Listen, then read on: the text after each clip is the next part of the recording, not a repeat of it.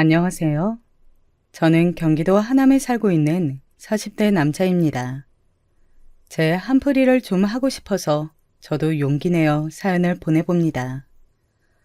가족들에게 말하고 싶지만 다들 상처만 받고 너무 괴로워질 것 같아서요. 저는 2016년도에 결혼했고 딸아이가 하나 있는데요. 아내와는 친구의 소개로 만나서 연애를 짧게 한 뒤에 이어지게 되었네요. 어떤 부부건 그렇겠지만 연애하던 시절에는 서로 마음이 잘 맞았어요. 소위 콩깍지가 씌었던 것 같아요. 그런데 결혼할 무렵부터 둘이 싸우게 되었고 그건 결혼하고 나서도 쭉 이어지게 되었어요. 당시에 주변에서는 대부분 신혼에 많이 싸운다길래 그런 줄 알았는데 아내의 불만은 가벼운 사항이 아니었어요. 오빠, 나는 이해가 안 가. 그래도 어머니가 2억까지는 해주실 수 있는 거 아니야? 그렇게 어거지로 계속 밀어내시면서 안 된다고 그러시고 나중에 애기 낳으면 더 큰 집으로 해주신다는 거 이거 말이 돼? 해주실 수 있는데 안 해주시는 거랑 돈이 없어서 못 해주시는 거랑 다르잖아. 아무리 내가 많이 해온 게 없다고 하지만 너무 무시하는 것 같아. 어머니 말투도 너무 사나우시고. 아내는 이렇게 툭 하면 저에게 불만을 털어놓았고 여기 나온 내용 그대로 우리 어머니와 사이가 안 좋았답니다. 결혼할 때 저희 어머니가 하신 말씀이 그리 상처가 됐다나요? 어머니는 아직까지도 이때의 판단을 후회하시긴 하지만 전 잘 모르겠네요. 일단 니네 둘이서 신혼으로 시작하는 거니까 너무 큰 평수에 살 필요는 없잖아. 형편대로 시작하는 게 좋을 거야. 네 형은 애도 있고 하니 그쪽 집 늘려주느라 돈이 많이 들어가더라. 20평대가 둘이 살기 그렇게 좁지 않으니까 그렇게 차차 늘려가봐. 나중에 애기 낳으면 그때 가서 더 넓혀도 되니까. 어머니의 이 말씀이 뭐가 그렇게 불만인지 저는 이해가 잘 안 돼요. 아내는 연신 화가 나서 그때부터 표정이 나빴고 그 전엔 우리 어머니에게 그렇게 팔짱 끼고 매달리더니 태도가 바뀌었어요. 신혼집에 어머니가 어쩌다가 한번 오실 때에 그렇게 짜증스럽게 굴더라고요. 어머니가 집에 가시면서 저한테 불편하다고 하실 정도로요. 예, 정훈아, 쟤는 왜 이렇게 화가 나 있니? 니들 먹으라고 반찬 갖다 주는 것도 이렇게 눈치를 봐야 하니? 오늘 너무 불편해서 먼저 가는데 니들 사이에 끼기는 싫지만 참 기분이 별로구나. 이런 말 하시면서 더운 날 땀 뻘뻘 흘리고 가시고 아내는 배웅하는 제 뒷모습마저 꼴보기 싫었는지 마구 짜증을 내는 거예요. 어머니는 왜 연락도 없이 오셔? 이렇게 갑자기 들이닥치시는 게 말이 되냐고. 내가 언제 반찬 해달랬어 뭐라고 했어? 집에서 요가하고 있는데 갑자기 오셔서 얼마나 배를 눌러대시는지. 오빠가 마침 왔으니까 다행이지. 안 그러면 나 혼자 엄청 욕먹을 뻔했잖아. 이런 말을 가운데서 듣고 있으려니 중간에 정말 머리가 터질 것 같았어요. 솔직히 아내는 저와 결혼할 때 혼수도 1,000만 원만 가져왔고 우리 집을 얻을 때에는 대출과 제가 가진 돈 그리고 어머니가 주신 1억까지 합쳐서 얻은 거예요. 역 근처에 투룸 빌라를 얻기가 쉽지 않았지만 그래도 구했고 어찌어찌 주변 형들이나 우리 형들로부터 도움을 받아 리모델링도 깔끔하게 해서 들어왔는데요. 아내는 그 꼴도 마음에 안 든다는 거예요. 친구들한테 보여주기 부끄럽다나요? 아니, 나도 잘한 거 없고 얼마 안 가져오긴 했지만 오빠도 알다시피 나도 직장 다니면서 일이 많았단 말이야. 그래서 돈을 얼마 못 모은 것뿐이야. 그리고 나는 이렇게 빨리 결혼하고 싶지 않았어. 오빠가 하도 준비가 다 되었다고 하고 결혼하면 집에서 살림만 하라고 하니 회사를 그만둔 거지. 근데 집도 생각보다 너무 세팅이 덜 되어 있고 나는 회사를 괜히 그만뒀다 싶고 좀 요즘 너무 우울해. 친구들 부르기도 마음에 안 들고. 오빠도 세정이 알잖아. 걔 땡땡동에 땡땡 아파트 들어갔어. 나 너무 짜증나서 집들이 안 가고 SNS로 봤는데 좋기 35평대는 돼 보이더라고. 걔도 시부모님이 해주신 집이야. 이러면서 비교를 하는데 우리는 정말 하루가 멀다 하고 싸웠어요. 그러더니 아내는 시간이 좀 지나 급 태세를 바꾸더니 아기를 얼른 갖고 싶다고 하더군요. 저도 당시 스트레스가 많았고 우리 사이에 아이가 없어서 이렇게 하루가 멀다 하고 싸우나 싶기도 했네요. 하지만 아내는 그냥 그런 생각을 한 게 아니라 다른 데에 마음이 가 있었더군요. 바로 우리 어머니가 좀 더 집을 더 큰 데로 옮겨주지 않을까 생각했던 것 같아요. 임신하고 나서 안정기가 되었고 가족들에게 알렸을 때에도 모두 좋아했는데요. 아내는 그때부터 단톡방에 조금 티를 내기 시작했어요. 와중에 저희 형수님과도 사이가 나빴고 형수님은 아내가 불편하다며 단톡방을 나가버리셨지만요. 안녕하세요. 오늘도 날씨가 너무 좋네요. 뱃속에 우리 아기 나오면 다 같이 여행 가면 너무 좋을 것 같아요.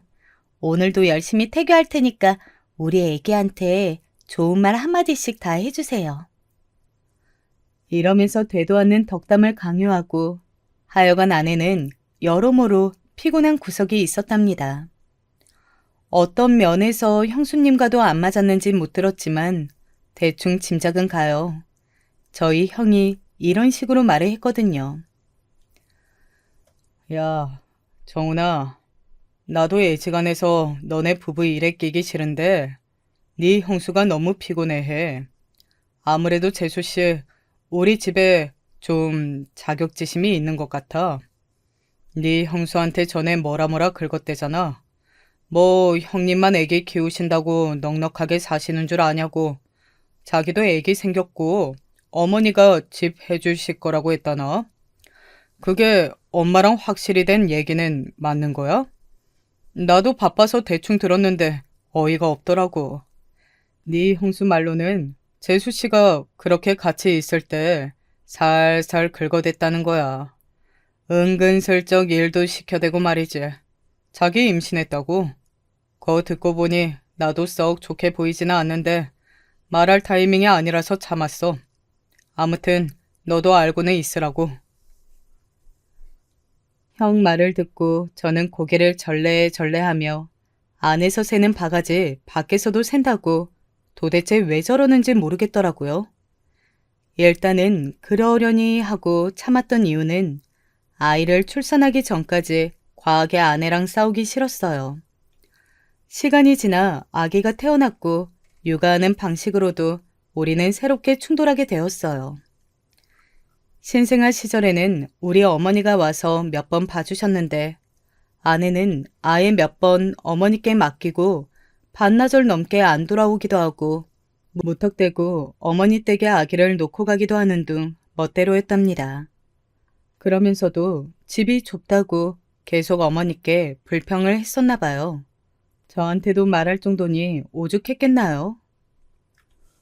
오빠, 지금 애기 장난감이랑 침대랑 잔뜩 있는데 좁아 터지겠어. 어머니도 오실 때마다 보고 뭐 느끼시는 거 없나?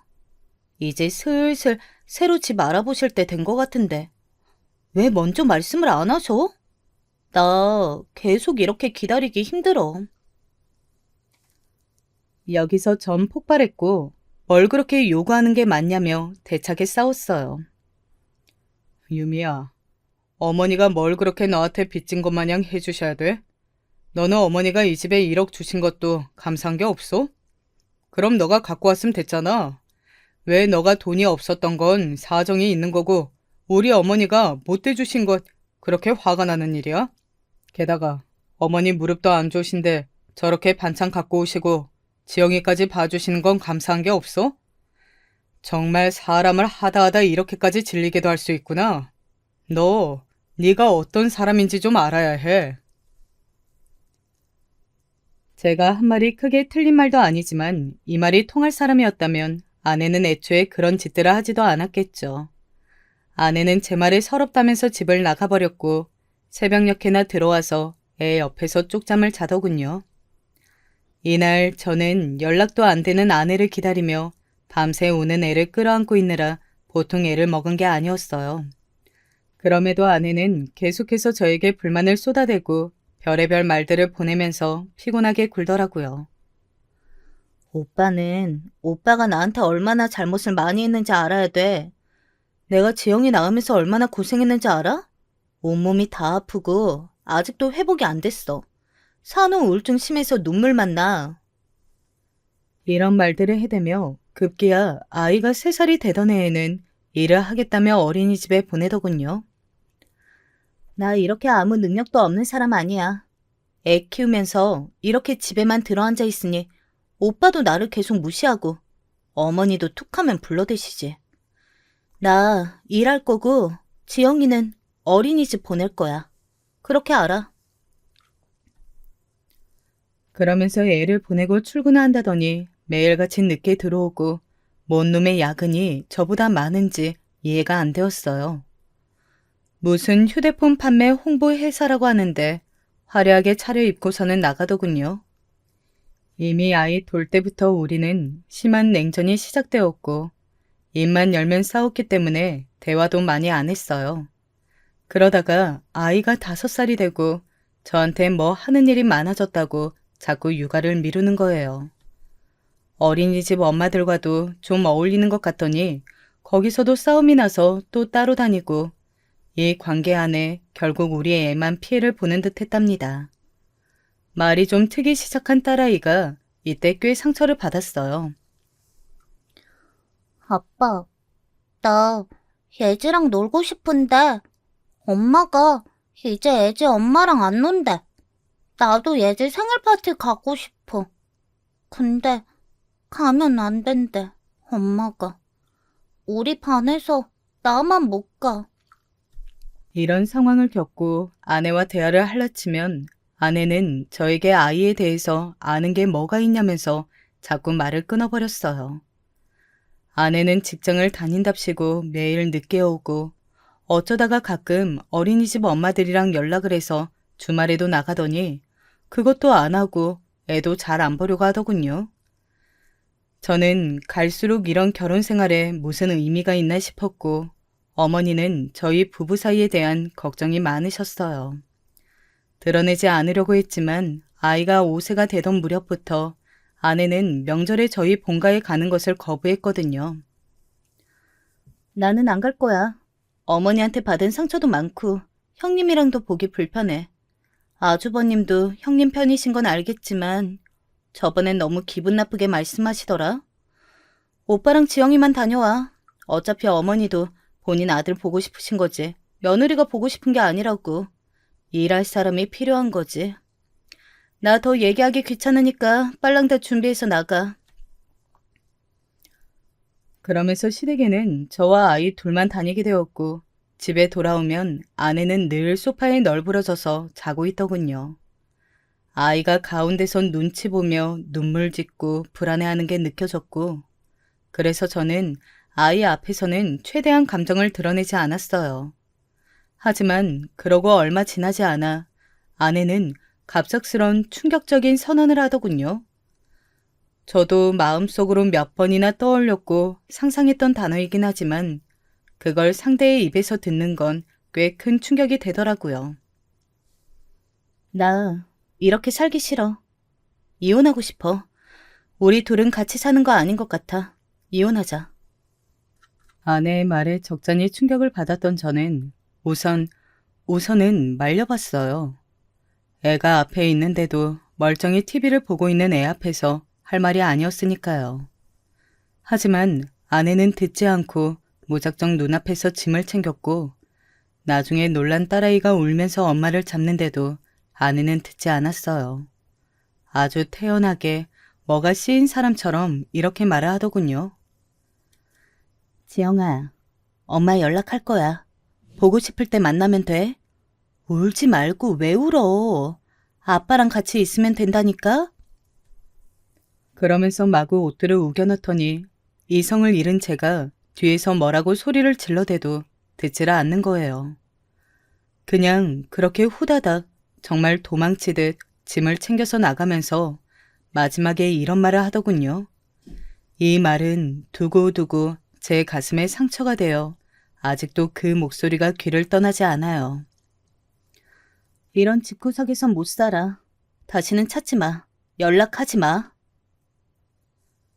너무나 말도 안 되게 갑자기 버림을 받은 저와 아이는 그 뚱한 상황 앞에 아무것도 할 수 없었어요.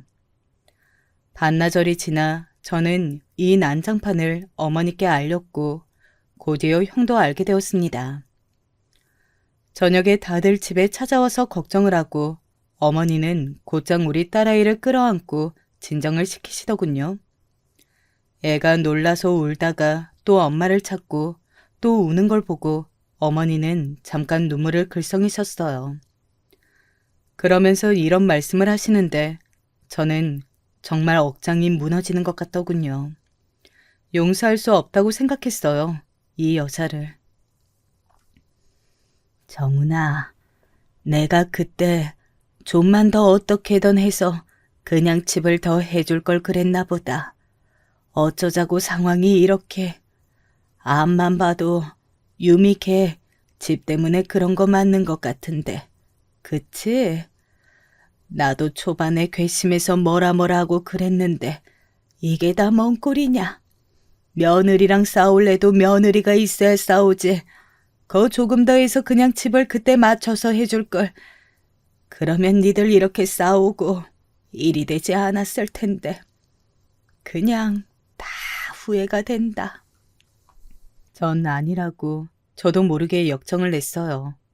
이때 형과 형수가 애 온다고 거세게 말렸었고요. 어머니, 그런 말 좀 하지 마세요. 무슨 어머니가 잘못이에요. 유미 걔 뭐래도 저랬을 애예요. 얼마나 시달렸는데요, 제가. 유미는 진짜 엄마 같지도 않고 될 자격도 없는데 애를 낳아가지고. 정훈아, 그만해. 지영이 듣잖아. 그만하고 이제 애부터 좀 재워라. 너는 진정하고. 뭐 먹었어? 이렇게 말해주는 형 때문에 그리고 챙겨주는 형수님과 어머니가 계셔서 그날 밤을 제정신으로 보냈던 것 같아요. 머릿속이 완전히 꽃밭이 되어 정신을 못 차리고 사는 저에게 아내는 또 지멋대로 연락와서는 이혼 처리를 제대로 해달라고 하고 기가 막히더군요. 와중에 저는 이런 멍청한 질문도 했었답니다. 너 지영이는 생각이 안 나냐? 너 있잖아. 애가 하루가 멀다 하고 계속 울어. 지쳐서 애가 목이 쉬어 빠졌어. 어린이집도 못 갔어. 네가 사람이야? 사람이냐고. 아내는 그 말에 잠깐 대답이 없더니 정말 아무렇지 않게 남의 얘기를 하듯 이렇게 말하더군요. 그러니까 오빠가 잘 챙겨줘. 내가 잘 부탁한다고 했잖아. 무슨 화분을 맡겨둔 사람처럼 저렇게 말하더라고요. 이때 입안에서 온갖 육두문자가 쏟아지는데 아내는 너무 얄밉게도 그 말을 다 듣지도 않고 끊어버렸어요. 그 뒤로 문자나 떡하니 보내가지고 빨리 처리해달라 질질 끄기 싫다고 재촉만 해놨더라고요. 누구 맘대로 이혼을 해주냐, 누구 좋으라고 이혼을 해주냐는 제 친구들의 반응도 있었지만 저는 이제 아내의 핸드폰 번호가 뜨고 문자가 오는 것만으로도 미칠 지경이었어요. 이때 정말 고마운 친구 녀석 한 놈이 기분 전환 좀 하라고 드라이브를 시켜주었답니다. 우리 딸은 자기네 애들이랑 놀도록 하고 저만 오롯이 데리고 바다에 데려가 줬어요. 생각해보면 이 친구 아니었으면 저 몇 번이나 황망한 선택을 했을지도 모르겠어요. 결혼한 내내 얼굴이 펴지지 않았고 그나마 아이만 생각하며 잘 지내려던 제가 왜 이런 우스운 꼴을 당하게 된 걸까요? 그나마 제 곁에 가족이 있었고 제가 위험해 보인다면 신경 써준 친구 녀석들 몇이 있어서 삶을 이어가게 되었어요. 딸아이를 달래는 데에는 시간이 무척 많이 걸렸고 이때 형수님이 하셨던 말씀도 참 가슴에 박히더라고요. 나쁜 뜻이 아니라 이해가 너무 되는 말이라서요. 서방님, 솔직히 지영이는 아예 어릴 때 자기 엄마랑 기억이 없을 때 이런 일을 겪거나 아니면 아예 한 10살쯤 되어서 뭔가 이해할 만한 때 그랬으면 괜찮을 수도 있어요. 이러나 저러나 애들은 가엾고 안 됐지만 적어도 아예 모르거나 아니면 받아들일 상황이 되니까요. 하지만 제가 볼 땐 중고생이어도 받아들이기 힘든데 지영이는 너무 애매한 나이예요. 학교도 안 가고 어린이집 다니는 꼬맹이한테 엄마랑 보낸 시간이 선명한 애한테 너무 괴로운 체험이었을 것 같아요. 제가 볼 때 서방님도 그렇고 지영이도 치료 받아야 해요. 처음에는 이 단어가 너무 어색하고 걱정스레 느껴졌지만 맞는 말인 것 같았어요. 저와 아이 둘 다 그때 눈앞에서 아내와 엄마가 떠나가는 걸 멍하게 지켜보고 있었으니까요. 아무리 불러도 잡혀지지 않고 당연히 일상을 보내던 한 사람이 자기 발로 도망치듯 나가는 걸 경험했어요. 그리하여 중간에 몇 번 상담도 받고 저는 아이와 시간을 보내려고 노력하느라 너무 힘들었어요. 저도 상처가 심한 판국에 더 심한 아이를 돌봐줘야 했으니까요. 둘이 상담받으러 가는 와중에 아이는 차 안에서 기절할 듯 소리를 지르면서 울더라고요. 아빠, 엄마 보고 싶어. 엄마한테 데려가줘. 엄마 보고 싶어. 아빠, 나 엄마한테 갈래. 엄마한테 데려다 줘. 귀가 찢어질 듯 왱왱거리면서 울어대는 딸아이를 달래고 운전하면서 차선을 제대로 못 보고 머리는 엉망이 되어 큰 사고가 날 것 같아 갓길에 급히 세우기도 했었어요. 다 짜증나서 이딴 거 다 집어치우고 하지 말자고 소리를 빽빽 지르고 아이를 부모 혼자서 키우는 게 이렇게 지치고 힘든 일인지 새삼 체감했었네요. 이후로 아이 머리 묶이는 것도 잘 못하니 이걸로도 딸아이랑 부딪히고 아이 어린이집에는 대충 사정을 말하고 양해를 구하게 되었어요. 원장님도 처음에 놀라시더니 그래도 여러 부분에서 협조하시겠다고 하더군요. 아버님, 상심이 많으시겠어요. 지영이가 어린이집 있는 동안에는 저희가 잘 케어할게요. 그럼 어머니 연락처는 삭제하고 모든 상황에 대해 아버님이랑 할머님 쪽으로 연락을 드려야겠네요.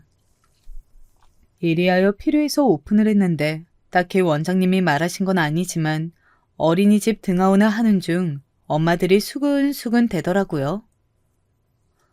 어머, 지영이 아파신가? 요즘 지영이 엄마 왜 이렇게 안 보여요?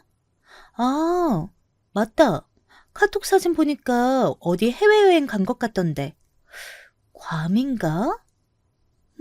근데 다 같이 간 거 아니었어요?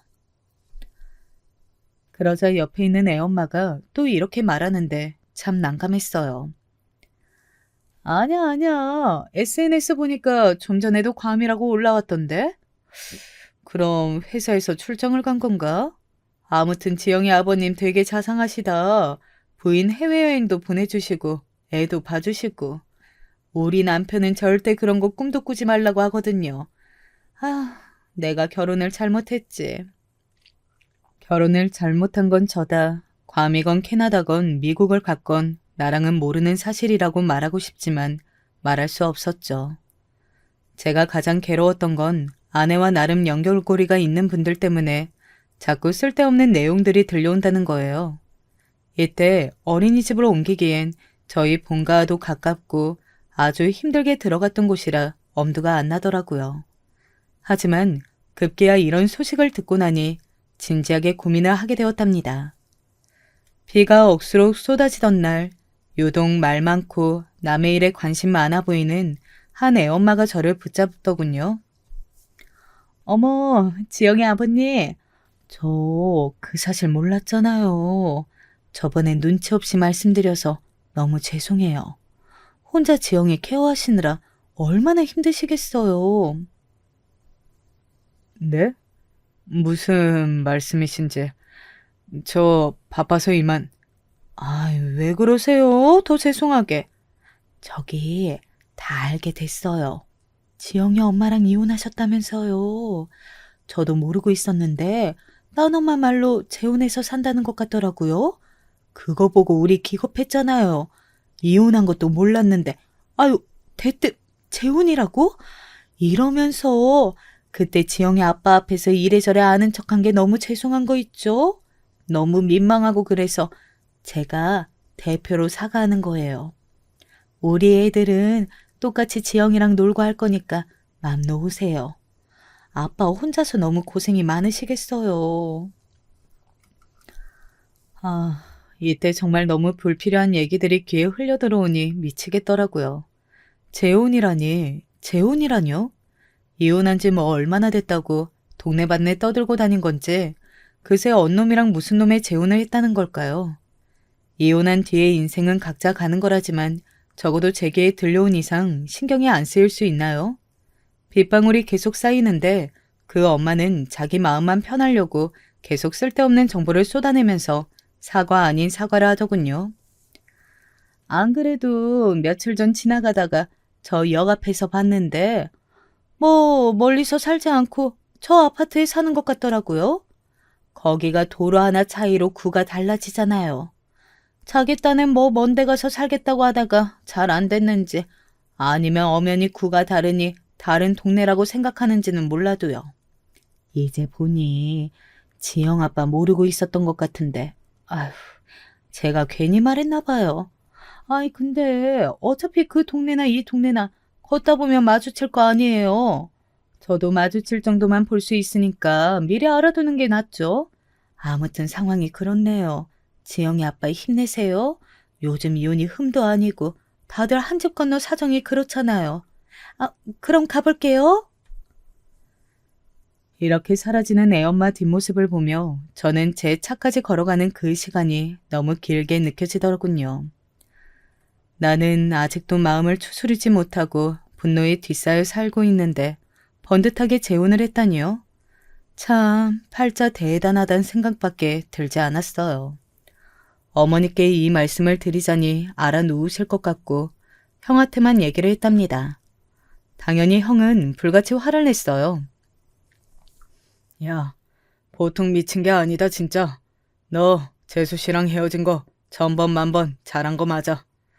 근데 정말 사이코도 아니고 아니면 어지간히 사람을 무시하는 건지 그게 뭐 하는 짓이래? 왜 이 근방에서 사는데? 자기 딸이랑 전 남편 마주칠 생각은 못 하는 거야? 나 진짜 내가 마주치면 가만 안 둘 거야.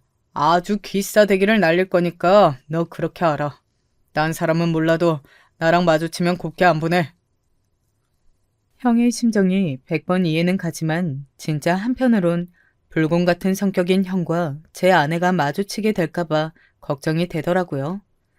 맘 같아선 저라고 더한 짓도 못할까요? 법이 그렇고 상황이 복잡하니 그따위 짓을 해봤자 손에 대는 건 우리니까요. 그냥 참고 속을 삭히고 있는 와중에 아내는 아예 애가 보내는 문자도 답을 안 해주더라고요. 자기 새살림을 차려서 그런지 모르겠지만 전에는 어린이날에 한번 만나러 나오기도 했었어요. 근데 보지도 않겠다고 하고 양육비 얘기도 서로 대화가 안 되고 그냥 완전히 다 덜어내고 싶어 하는 것 같더군요. 이 부분을 애한테 이해시키는 건 참 죽을 맛이었어요. 엄마가 일이 있어서 연락이 잘 안 되는 것 같아. 멀리 공부하러 가서 한동안은 전화하고 만나기 힘들대. 그래서 답장을 못 하는 거야. 싫어. 엄마한테 전화해줘. 엄마 목소리 듣고 싶어. 아니면 엄마한테 보내줘. 왜 안 되는데? 나 아빠 말 잘 들었잖아. 엄마랑 또 만나고 싶어. 엄마가 다음에 또 보자고 했단 말이야. 전화라도 해줘. 이렇게 때를 쓰고 드러눕는 딸아이는 이럴 행동을 연령대가 이제 아님에도 저에겐 무제한으로 난동을 부렸어요. 더 애기 같아지고 버릇없게 굴고 어린이집에서도 도려놀고 친구를 때리기도 하는 등 불안한 행동을 하더군요.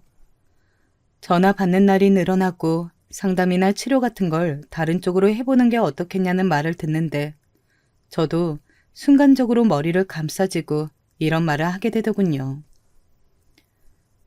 선생님, 저도 모르겠네요. 어떻게 하면 될까요? 누가 좀 이렇게 하라고 확 정해주면 좋겠어요. 이러니 담임 선생님도 난감해하시고 결국 어머니가 중간에 딸아이를 데리고 오기도 하고 난장판이 되었답니다. 하지만 퇴근하고 돌아와서 잠든 아이를 보면 애가 무슨 잘못이겠나 싶은 거예요. 낳아놓고 그렇게 끼고 살고 평생 옆에 있을 것처럼 하던 엄마가 갑자기 애 마음에 난동질하고 정없이 사라져버렸잖아요. 그걸 애 보고 견디라고 하는 게 너무 가혹하겠더라고요. 어른인 저도 저렇게 무작정 사라진 아내를 감당하기 힘든데 애보다는 조금 나을 제가 달래는 수밖에요. 그러나 언제 어디서 마주칠 수도 있다는 생각을 하니 제 마음이 온전해지기 힘들었어요. 그러면 안 되는데 술을 많이 마셨던 날 저도 모르게 아내의 SNS와 차단해둔 카톡 프로필까지 염탐하게 되었답니다. 아내는 정말 너무너무 얄밉고 한 대 쥐어받고 싶을 정도로 화사하게 웃으며 재밌는 날들을 보내고 있더군요. 집인 듯한 고급 아파트에서 사람들을 불러 모은 듯한 사진도 있고 재혼한 남자랑 다정하게 찍은 사진도 있고 말이에요. 이혼한 지 한 5년은 되었으면 괜찮았을까요? 2년도 안 된 상태로 금방 재혼해서 새댁처럼 저러고 있는 모습에 역겨움을 느껴졌어요. 저는 하루가 다르게 말라가고 죽을 상을 하고 회사를 다니고 있는데 말이에요. 진지하게 정신과 치료가 필요하겠다 싶었어요. 솔직히 누가 봐도 아내는 정말 너무 악질 아닌가요? 무슨 대단한 원수를 지었길래 아니면 얼마나 머리에 오물만 가득하고 비었길래 이혼한 전 남편과 딸 근처에 새 살림을 차리냐고요. 당시 어머니가 아프셔서 몸져우 누우실 때도 많았고 솔직히 이건 역시 제 탓일 것 같았어요. 스트레스가 심하셔서 그런지 밤에 잠도 못 주무시고 그러니 딸아이 어린이집 등하원 시켜주시는 것도 힘들게 되었어요. 그래서 제가 데리고 가는데 애는 바닥에 눕고 울고 불고하고 어린이집 앞에 있는 엄마들은 수군거리고 담임 선생님도 저를 안쓰럽게 쳐다보고 원장님도 달래주듯 말씀하시지만 가시방석이더라고요. 이거 아무래도 안 되겠다 싶어서 어린이집에는 한 달가량 쉰다고 말씀드리고 저도 회사에 짧게나마 휴가를 냈어요. 딸아이랑 시간을 보내는 게 필요할 것 같아서 오롯이 저랑 애만 둘이서 운전해서 아이가 좋아하는 곳들 위주로 갔답니다. 이걸 생각할 때 초반에는 마음이 너무 안 좋았지만 가서 하고 싶은 것, 사고 싶은 것 등등을 제가 계속 묻고 주의를 돌리니 대답은 해주더라고요. 나 땡땡 캐릭터 갖고 싶어. 근데 엄마랑 가고 싶어. 아빠, 나 이것도 사줘. 그 색깔도 좋아해. 이렇게 딸아이가 잠깐 자기 엄마를 찾다가 원하는 것을 말했다가 왔다 갔다 하는 동안 자연스럽게 엄마 얘기는 뒤로 넘어가며 계획을 짰었답니다. 중간에 애가 이렇게 물었을 때 저도 모르게 눈물이 찔끔 나올 뻔했어요. 새삼스레 이날 새벽까지 잠을 못 이루고 불 꺼진 주방에 있었답니다. 아빠, 엄마는 나 안 보고 싶어 해? 엄마는 나 안 물어봐? 아빠한테 나 안 물어봐? 저는 이 말에 도통 이성을 잡고 있기 힘들어서 억지로 질문을 넘겨가면서 다른 얘기를 했어요. 제가 아이나 어떤 심리에 대해서 잘 알고 있는 좋은 선생님이나 훈련된 사람이라면 좋은 대답을 했겠죠. 그러지 못한 상태로 무방비로 얻어맞은 아이의 질문은 아이와 저 모두에게 가슴을 찢어놓는 부분이었던 것 같아요. 그래도 어찌 준비해서 딸아이와 둘이 여행도 다녀오고 최대한 아이 수준에서 좋아하는 체험관도 가고 맛있는 것도 잔뜩 먹이고 장난감도 사주고 평소 금지했던 핸드폰도 줘가며 서로 사진도 찍고 꽤 시간을 많이 보내고 왔어요. 그렇게 걸어오면서 이건 일순간 달리기 용도가 아니라 앞으로 펼쳐질 하나의 관문이었다는 생각이 들었어요. 그렇겠죠. 저는 일반 가정들이 웃고 울며 지내는 그 평범한 시간을 누릴 수 없을 거예요. 그 각오를 하다 보니 돌아오는 차 안에서 그렇게 눈물이 나더라고요. 아무튼 집으로 돌아왔고 어머니가 아이를 몇 주간 데리고 계시겠다고 하셔서 그러겠다 했어요. 어머니 댁에 가기 전 뭐라도 좀 사가려고 딸아이랑 마트를 갔는데요.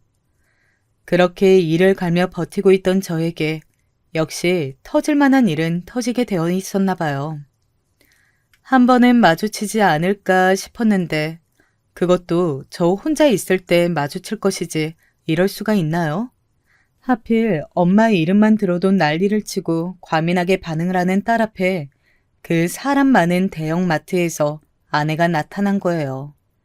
처음에는 제가 발견했고 아내 역시 저를 마주했고 둘 다 당황한 상태였어요. 오빠. 이렇게 슬쩍 내뱉고 본인도 놀래서 입을 꾹 다무는 걸 보니 무의식 중에 튀어나온 거였나 봐요. 아마 본심은 저랑 마주친다면 아는 척을 하고 싶지 않았던 것이겠죠. 저 역시 그랬고 저기도 그랬을 거예요. 아무튼 우리는 마주치게 되어버린 겁니다. 저와 딸 그리고 아내와 재혼한 세 남자까지 넷이서 과자 코너에서 말이에요. 저는 뭐라고 아내의 이름을 부를 뻔했지만 아내가 먼저 저를 부르는 바람에 침을 꿀꺽 삼키며 겨우 말을 참을 수 있었어요. 이때 제 머릿속을 아주 어지럽게 했던 것은 딸아이가 지금 내 주변 어디쯤 있나 하는 거였어요. 뒤에 있었나? 앞에 있었나? 과자를 보고 있나? 설마 지금 이 순간 나처럼 같은 자리에서 자기 엄마를 발견한 건가? 싶어서 손에 땀을 쥐고 얼른 딸아이를 찾으려는 순간 물은 엎질러져 버리고 말았어요. 공기를 날카롭게 가르며 묵직한 소리가 쏟아져 나왔거든요. 엄마, 엄마, 엄마, 엄마. 일어날 일은 일어나고 마는 법인가 봅니다. 딸아이는 자기 엄마를 본 거예요. 그것도 제 뒤에서 과자를 보고 있다가 멈춰 돌던 중 자기 엄마를 알아본 거죠. 엄마 어디 갔었어? 엄마 보고 싶었어. 딸아이는 곧장 두어 걸음 앞에 있는 자기 엄마에게 스르르 뛰어가서 치마를 한 움큼 잡아버렸고 아내는 정말 아주 위태로운 표정을 하고 있더라고요. 뭐랄까, 누가 보면 뭔가에 눌려서 당장이라도 기절할 것 같은 그런 숨막히는 표정을 하고 있었어요. 지켜보는 제 입장에서도 다소 이해가 안 될 것 같은 그냥 단순히 당황한 정도가 아니라 되게 위험해 보이는 얼굴을 하고 있더군요. 아무튼 이 시각에 아내 옆에 서 있던 그 세 남자도 키도 훤칠하니 크고 좋게 190은 되어 보이더군요. 체격 좋고 까무잡잡하고 슬쩍 대충만 봐도 명품 같은 것을 걸치고 있고 풍채도 좋아 보였어요. 소위 있는 집 아들이란 분위기가 물씬 풍기기도 하고 이때 잠깐 아내를 살피니 아내 역시 비싸 보이는 옷들을 입고 있었어요. 저랑 살 때에는 매달 월급이 궁상맞다면서 그때도 인터넷 쇼핑을 애지간히 해댔고 돈 없다고 불평할 땐 언제고 왜 맨날 생활비가 모자라냐고 싸울 정도로 다 써버렸답니다. 그땐 제 월급 수준 안에서 있는 힘껏 돈을 다 써버리고 제멋대로 했다면 이날 봤던 아내의 인상은 뭔가 업그레이드 된 느낌이었어요. 뭐랄까? 삶의 단계가 몇 단계 훅 올라가 버린 느낌 있잖아요. 경제적으로 여유 있고 잘 사는 집으로 갔구나 싶게 그런 느낌이 물씬 풍겼어요. 아내 SNS에서 본 집도 고급 아파트였고 전부 대리석이 깔려있고 그릇들도 비싸 보이고 저와 함께 살던 시절의 아내가 늘 부러워하던 것들이었으니까요. 아무튼 그 남자는 이렇게 반응하는 제 딸과 저를 일순간 쳐다보았어요. 저와도 눈이 마주쳤고 저나 그 남자나 서로 경계하는 눈빛이 만연했고요. 서로 의중을 파악하려고 계속 눈을 마주하기엔 우리 딸이 조금도 그 틈을 길게 주지 않고 울며 팔딱팔딱 뛰어댔어요. 엄마 이제 가지 마. 가지 마.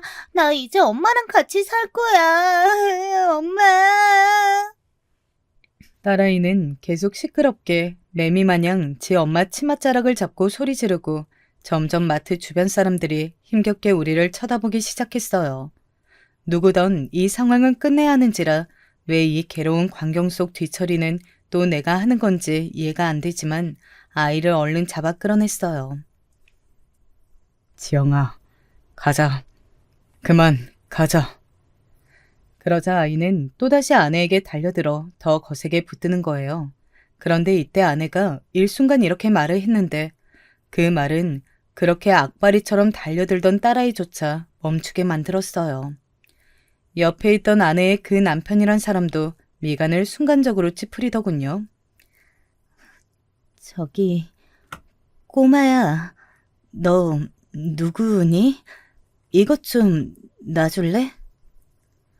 아주 힘겹게 기어들어가는 소리로 눈을 맞추지 않고 저렇게 띄엄띄엄 말하는 아내의 모습에 저는 머리에서 열이 오를 대로 오르고 있어요. 실제로 밥솥처럼 김이 오르지 않을까 싶을 정도로 분노가 제어되지 않더군요. 거의 혀 중간 부분까지 욕이 떼구르르 굴러오면서 밖으로 튀어나오려던 찰나에 딸아이는 큰 소리로 울부짖었어요.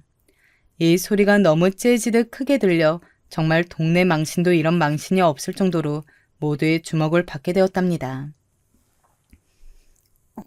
엄마, 왜 거짓말해? 내가 누구긴 누구야? 지영이잖아. 엄마 김유미 엄마 왜 그래? 엄마 미워. 왜 거짓말해? 딸은 이때 자기 나름대로 성이 났는지 지 엄마 근처로 못 가게 잡는 저를 뿌리치면서 발을 탕탕 굴러대고 괴성을 질렀어요. 그렇게 떼쓰고 들어 누울 나이도 한참 지났고 그 나이대에도 흔히 저러지 않던 애인데 어지간히 스트레스가 감당이 안 되는 모양이었어요. 정말 제 3자의 눈에는 누가 봐도 엄마라고 소리 지르는 어떤 여자애기와 비통한 얼굴의 그 아이 아빠 그리고 엄마임을 부인하는 어떤 여자와 그 옆에 딱 붙어있는 체격 큰 남자며 냈다 당황스러워하는 상황을 보고 대충 유추가 되지 않을까요? 이 꼴을 보고 있자니 정말 너무 마음이 진정되지 않는 거예요. 동물원 안에 들어가 있어도 이보다 창피할까 싶었고 빨리 여기서 도망 나가고 싶었어요. 와중에 너무 졸렬하고 비열하게 느껴지던 건 아내는 꼴에 자기도 주변 시선을 의식했는지 이 악물고 계속 부인을 하는 거예요. 아니야, 저기, 좀 놔줄래? 아니라니까. 그런데 그 순간 이혼 후 제 마음으로는 몇 번이나 상상해왔던 그 이미지, 꿈에서도 몇 번이나 욕을 하며 깨어나고 그 행동을 하지 못해 속이 멍들었던 그 이미지 말이에요. 그게 바로 제 눈앞에서 재현되는 것을 보게 되었어요.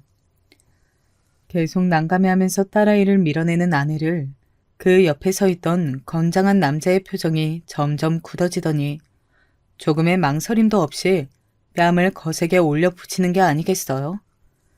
거센 행위가 순간적으로 훅훅 지나가고 나니 갑자기 주변이 뜨겁게 느껴질 정도로 그 힘이 셌던 것 같아요.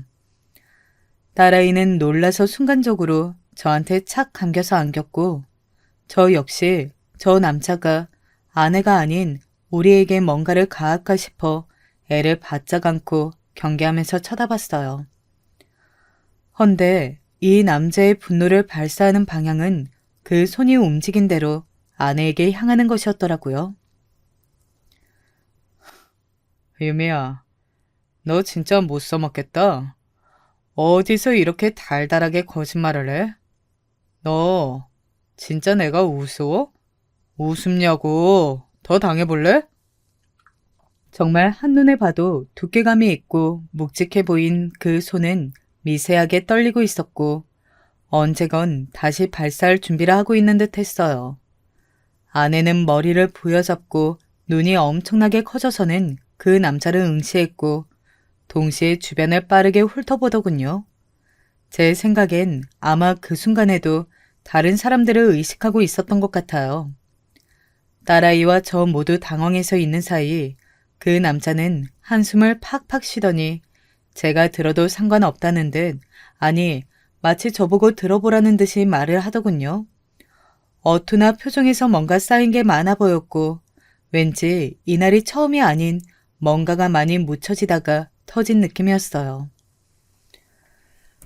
너 내가 시간 줄 때 솔직하게 말하라 했잖아.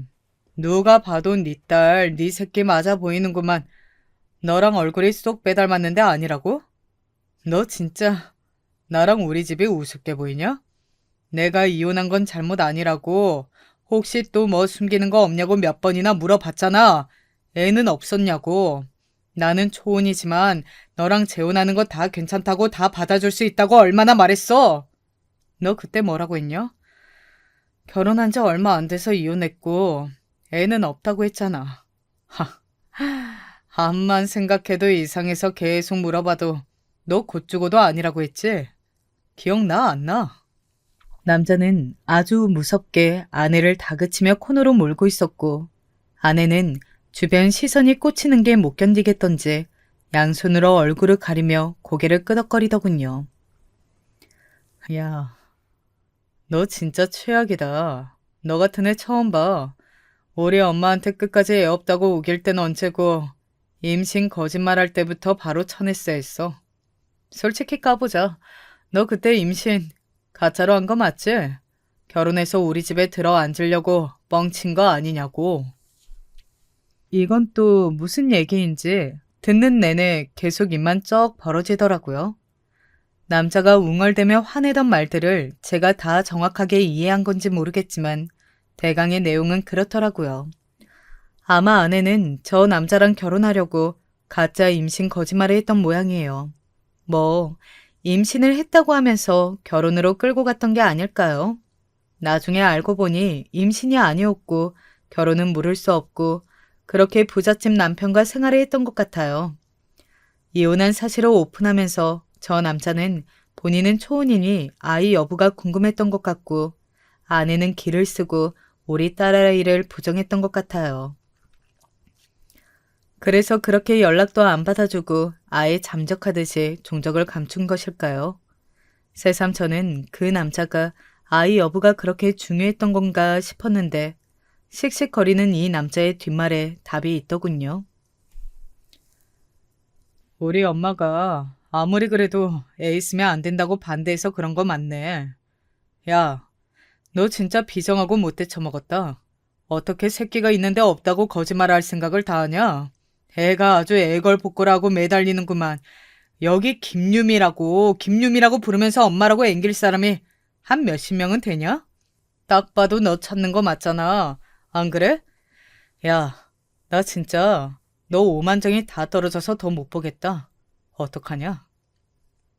그러면서 그 남자는 드글드글 끓는 속을 못 참겠는지 똑같이 발을 막 쿵쾅거리면서 분을 못 참더라고요. 보아하니 돈은 많아 보이고 하는데 나름 이혼한 여자와 재혼할 정도면 꽤 아내를 많이 좋아했던 것 같은데 거짓말을 한 내용들이나 쌓인 게 많은 것 같았어요. 아이 여부가 있다면 아마 부모 쪽에서는 결혼을 시키지 않으려고 했던 모양이더군요. 아내는 그래서 저 남자랑 결혼하려고 본인 배 아파서 낳아 수년간 길러낸 아이 존재를 곧장 지우고 모른 척 했던 걸까요?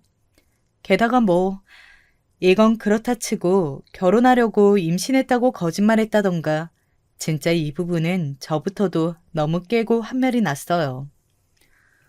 우리 딸은 이때 어른들이 무지막지하게 던져대는 말의 의미를 다 이해하진 못했겠지만 아무튼 어투나 표정, 살벌하게 기가 올라가 있는 눈매를 보며 상당히 겁이 올랐던 것 같아요.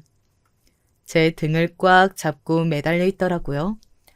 아이에게도 이 광경이 너무나 위협적으로 느껴졌던 것 같아요.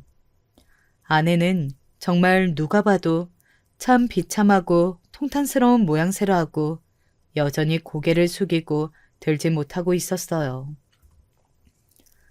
제가 아는 아내의 성격으론 당장 옆에서 먼 박스라도 주워들고 도망갈 성격이지만 저 남자는 아내에게 있어서 자기 자식도 존재를 지우고 붙어 있어야 할 만큼 필요한 존재가 아니던가요?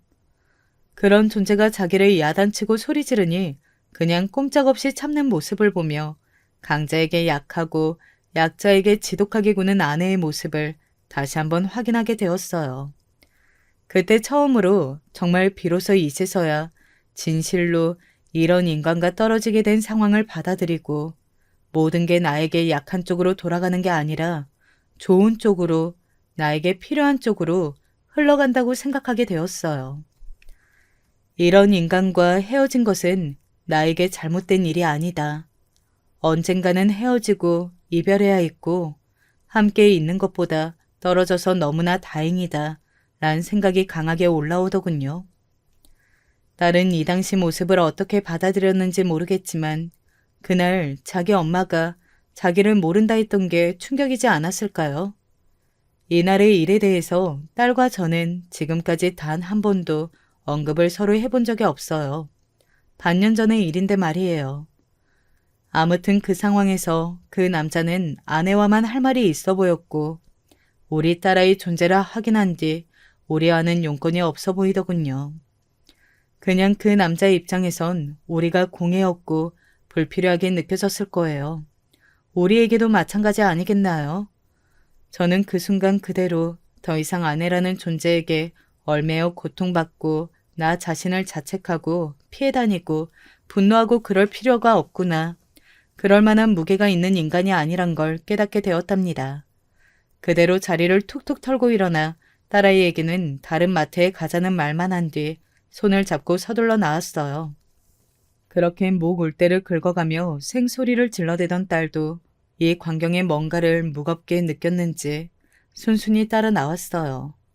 그러더니 이렇게 말하더군요. 아빠, 나 졸려. 자고 싶어. 업어줘. 그래서 저는 이때 대강 이렇게 받아쳤던 것 같아요. 아빠 허리 아픈데? 알았어, 업혀봐. 그렇게 쑥 딸아이를 업혀 올려 그대로 주차장까지 갔었나 보네요. 이날 마트에서 있었던 일은 우리 가족 중 누구에게도 말하지 않았는데요. 저는 특별하게 뭐가 있던 것은 아닌데 왠지 모르게 마음이 조금 가벼워졌고 뭔가 꺼리낌 없이 제 일상들을 대하게 되었어요. 딸아이의 어린이집도 시간이 지나 다시 등원시키게 되었고 변함없이 그 자리에서 아이와 같이 일상을 살아가고 있어요.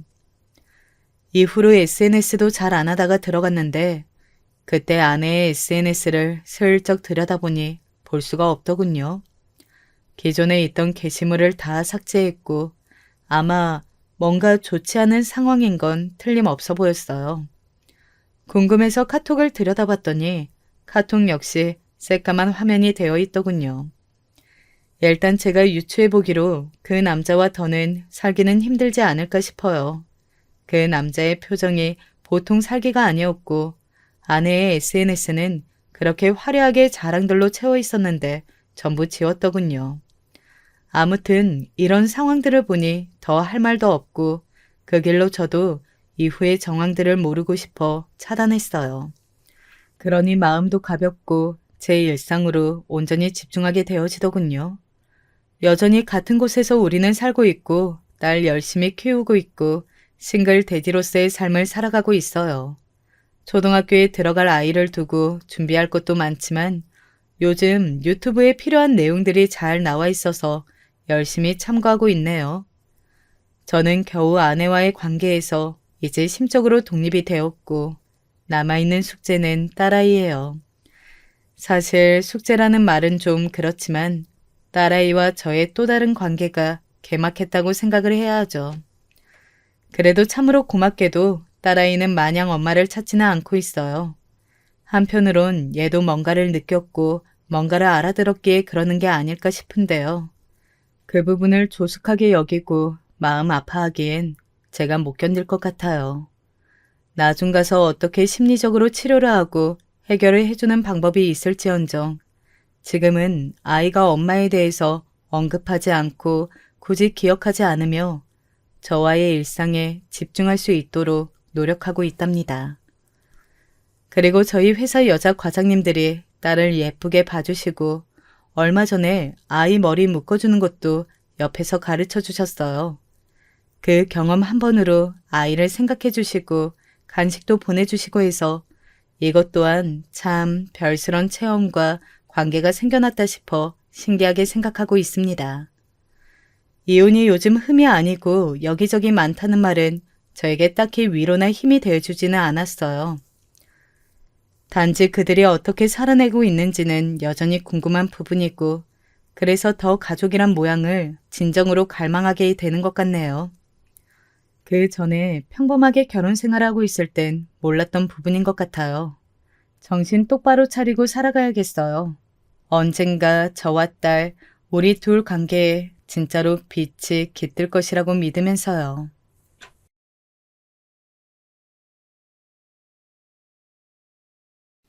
세상 일은 살면 살수록 익숙해진다기보단 계속 새로운 일이 터지긴 하는데 어찌어찌 수습해가는 능력이 생기는 것 같아요. 어찌 보면 이게 같은 말 같기도 한데 말이 아다르고 어다르고 오래 산다고 인생이 편해지는 건 아니더라고요. 그냥 대처하는 능력이 좋아지는 것뿐이고요. 전 정말 사회생활하다가 결혼해서 애 낳고 살면 그럭저럭 다 해결되는 줄 알았는데 그렇지 않더군요. 제가 너무 세상을 쉽게 생각한 걸까요? 우리 집은 예전에 아주 부유했던 적이 있었는데 IMF 시기를 겪으며 그 안에서 살아남지 못하고 크게 된통 얻어맞게 되었습니다. 달동네 같은 곳들을 전전하며 물이 새는 지하방에서도 살아보고 10수년간을 힘들게 살았지만 이후로 아빠가 가까스로 다시 일어나시고 안정을 찾았고 차차 재산을 늘려가며 원점으로 돌아가게 되었어요. 그러던 차에 큰딸인 제가 결혼하게 되었는데요. 당시 우리 집에 인사 왔던 남자친구는 우리 집이 원래 부자인 줄 알고 무척 놀라고 부러워하더라고요. 그 사이 얼마나 많은 고생이 있었는지 아빠가 다시 일어서기까지 얼마나 피눈물을 흘리며 이를 악물었는지는 몰랐고요.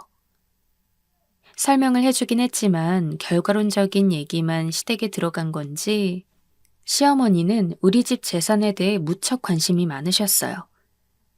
가끔 그게 노골적으로 너무 티가 나서 좀 싫긴 했지만 크게 신경을 안 쓰고 있었는데요. 그런데 어머니는 제가 계속 신경을 쓰지 않고 살게 놔두질 않으시더군요. 결혼하고 여전히 직장 생활하던 어느 날 야근을 하고 있는데 어머니가 갑자기 가족들끼리 모여서 국수를 먹자고 통보를 하셨어요. 도저히 안 된다, 못 간다는 제 말에 불만이 있으셨는지 바로 전화를 걸어오셨어요. 바빠 죽겠는데 전화를 받고 정말 피가 거꾸로 솟을 만큼 화가 나더라고요. 얘 둘째야, 너 일한다고 바쁜 건 알겠는데 네 시부모를 너무 우습게 하는 거 아니냐? 새댁이 결혼한 지 얼마나 됐다고 직장 나부랭이 핑계를 대면서 이렇게 시댁을 소홀히 해?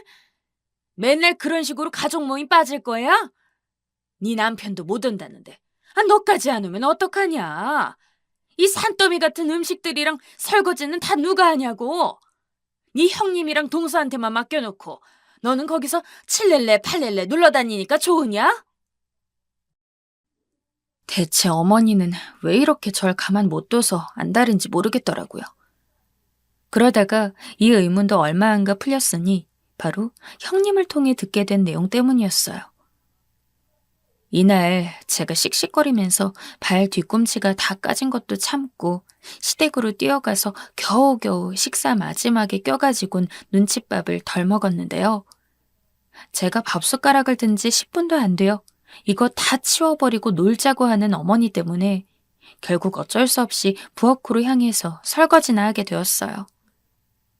새벽부터 저녁 늦게까지 일하고 밥도 제대로 못 먹었고 회사용 복장으로 입고 있는 터에 불편해 죽겠는데 김이 모락모락 나는 설거지통을 여기저기 누벼가며 일하려니 정말 짜증이 나더군요.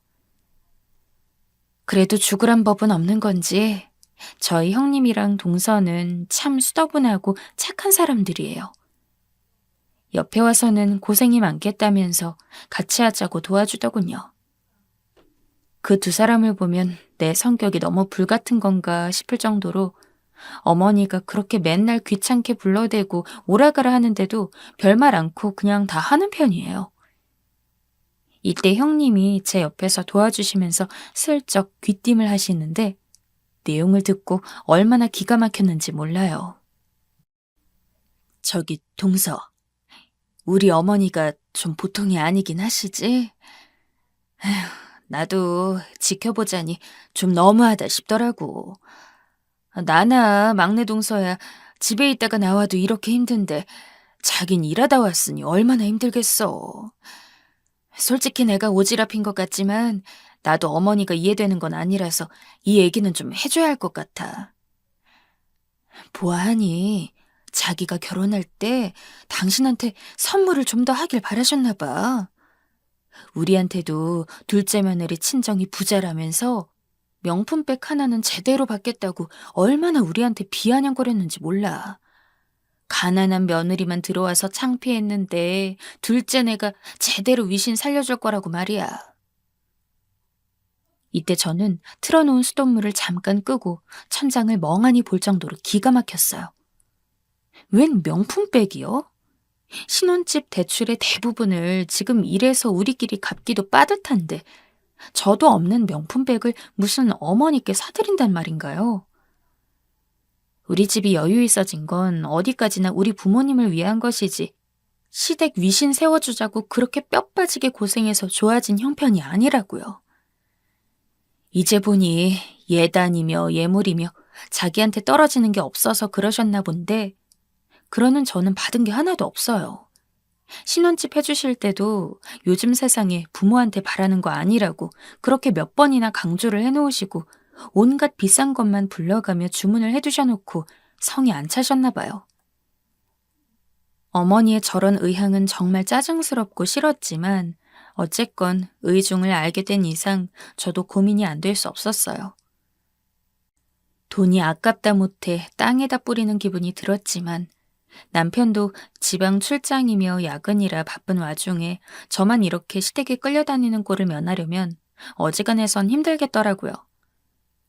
제가 뭐 결혼 10년 차, 20년 차도 아니고 아직은 힘이 없으니 직장 내 다른 선배들처럼 시댁에 용돈이라도 두둑이 들여가며 자리를 피해야 하나 싶었죠. 그래서 일단 저도 마음을 단단히 먹고 얼마간 용돈을 드리게 되었답니다. 제 이런 생각이 완벽하게 맞아 떨어졌던 것일까요? 어머니는 저로부터 용돈을 얼마라도 받으셔서 그런지 입을 꾹 닫으시더라고요. 그래도 그렇지. 눈앞에서 그렇게 하얀 봉투를 벌려가며 손수 꺼내어 세어보시는 건 진짜 좀 아닌 것 같아요. 보다 못한 남편도 짜증을 냈고요. 아, 엄마. 준 사람 앞에서 그렇게 대놓고 세어보는 게 어딨어. 엄마 진짜 창피하다 정말. 그러자 어머니는 뭐가 또 그리 당당하신지 맡겨놓은 것 찾아가는 마냥 버럭 소리를 지르시더군요. 내가 뭐 못 볼 거 봤어? 얼마인진 알아야 할 거 아니야. 그거 보는 게 뭘 어쨌다고. 결국 어머니는 몇 장인지 일일이 세시더니 저한테 이렇게 말하시는 게 아니겠어요? 이땐 저도 참기 힘들었어요. 얘 둘째야. 니네 애는 언제 낳을 거냐? 내가 애 봐줄게. 내 친구들 보니까 손자 손녀 봐준다고 매달 몇백씩 자식들이 용돈 준다더라. 둘째 너도 직장 계속 다녀야 할 거 아니야. 돈 많이 주는 직장 계속 오래오래 다니면서 돈 벌고 니네 애들은 나한테 맡겨. 다른 데 보내지 말고. 알았냐? 대뜸 애 낳으라고 말하는 것도 기분 별론데 그 이유가 본인 용돈벌이를 위해서라니. 손주 볼 할머니가 가질 수 있는 마음가짐이긴 한 건지 좀 짜증났어요. 헌데 시간이 지나 저도 아이를 가졌고 낳고 나니 이후 상황의 변수가 너무 많아서 고민이 되더라고요. 어머니는 그걸 눈치채고 질세라 저희 집까지 찾아오셔서는 끝끝내 손주를 본인이 보게 해달라고 하시는 게 아니겠어요? 사실 저희 엄마도 일하고 계시기 때문에 상황이 쉽지 않았고 남한테 맡기는 것보다는 그래도 친할머니가 낫지 않을까 싶긴 했어요. 뉴스에 나오는 도우미로 인한 아기들 사건을 보면 더 무섭기도 하고 한동안 어머니와의 만남도 없어서 그런지 저도 좀 무뎌졌던 것 같아요. 그렇기에 웬만하면 부정적으로 생각 안 하고 어머니께 아들을 맡기기로 했던 거고요. 그래서 저도 승낙하려던 차에 어머니가 내걸으신 조건들이 조금 당황스럽긴 했어요. 얘, 나는 아픈 애는 못 봐. 그러니까 얘 아프면 꼭 네가 데려가야 한다. 노인네한테 아픈 애 뒤치다거리까지 시키는 건 아니다, 니네. 전에 누구네 할머니는 손주 아픈 거 업고 가다가 허리가 삐끗해가지고 평생 병원 신세 진다더라. 아유, 노년에 미련하게 그게 뭐냐. 난 그렇게는 안 살 거다. 그리고 니네 출근길에 여기 데려다 놓고 애기 먹을 거랑 짐도 다 갖다 내려놔. 그리고 난 빨래는 안 할 거야. 모아놓을 테니까 둘째 니가 가져가서 하고. 요즘 세상에 애기 봐주는 시험이 있는 게 얼마나 다행이냐. 안 그래? 그래서 일단 저도 그냥 여기까진 대충 알아들었고 솔직히 이 부분에 대해서 크게 불만은 없었어요. 그런데 그 뒤에 나온 얘기가 정말 가관도 아니었어요. 나는 애 데리고 못 자니까 니네들이 번갈아 가면서라도 꼭 퇴근길엔 얘 챙겨서 데려가야 해. 주말도 니네가 데려가서 봐야 하고. 그리고 한 달 용돈은 300씩은 줘야 한다. 물어보니까 다 그렇게들은 받더라고. 이것도 내가 니네 생각해서 많이 봐준 거야. 알았지? 전 진짜 입이 떡 벌어져서 다물어지지 않더라고요. 이럴 거면 그냥 내가 다시 키워야 하나 싶기도 했고요.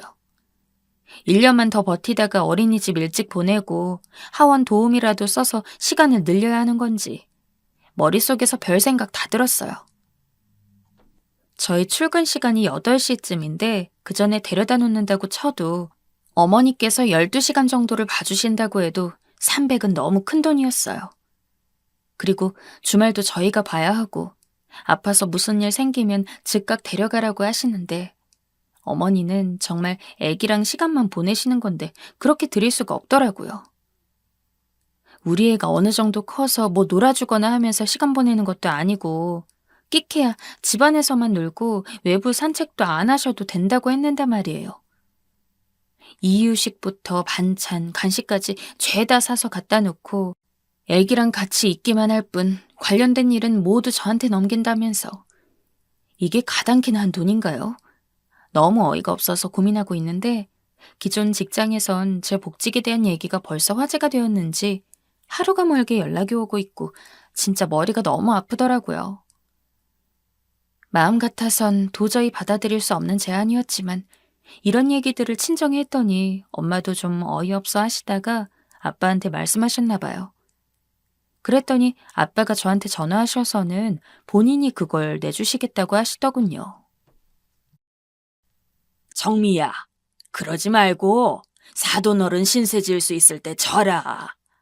마음 같아선 우리가 봐주거나 다른 도우미 보낼 쓰면 좋지만 우리도 상황이 안 되고 외부에서 들어오는 사람도 썩 네가 좋아하진 않으니까 말이다. 그냥 감사히 여기고 그렇게 드려라. 아빠가 이렇게까지 말씀하시고 저도 발을 동동 구르고 있던 터라 울며 겨자 먹기로 승낙하게 되었어요. 그리고 애가 어린이집 갈 때까지 길어야 1년 6개월, 더 빠르면 1년 정도만 맡기고 끝내버리겠다고 마음을 먹었고요. 그런데 생각보다 어머니께 아이를 맡겨둔 시간은 훨씬 더 빨리 종결짓게 되었어요. 아무리 봐도 이건 어머니 입장에서 정말 편한 용돈벌이인 것 같은데 본인이 본인 발로 복을 걷어 차신 거나 다름이 없었죠. 처음에 한 몇 주간 맡겨두었고 어머니는 무조건 선불로 보내달라고 하도 소리를 빽빽 지르시는 바람에 어쩔 수 없이 용돈부터 미리 드렸어요. 남편은 제가 점점 얼굴이 굳어가는 걸 보고 본인이 육아휴직을 쓰겠다고 하는데 일단 어머니와 얘기가 되어버렸으니 그러기도 애매하더군요. 이후로 맡기는 동안 아무리 빨래라든지 뒤치다꺼리를 제가 하겠다고 했지만 어머니는 정말 아이를 엉망으로 다루시더라고요.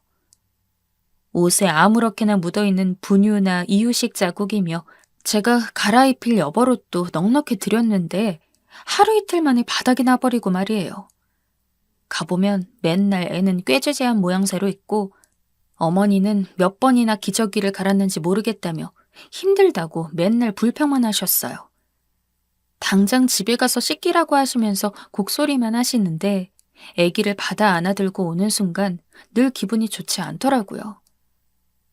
사실 애 맡긴 죄인이라고 맡긴 입장에서는 찍소리도 하면 안 된다는데 어째 갈수록 상황이 좀 심각해 보였어요.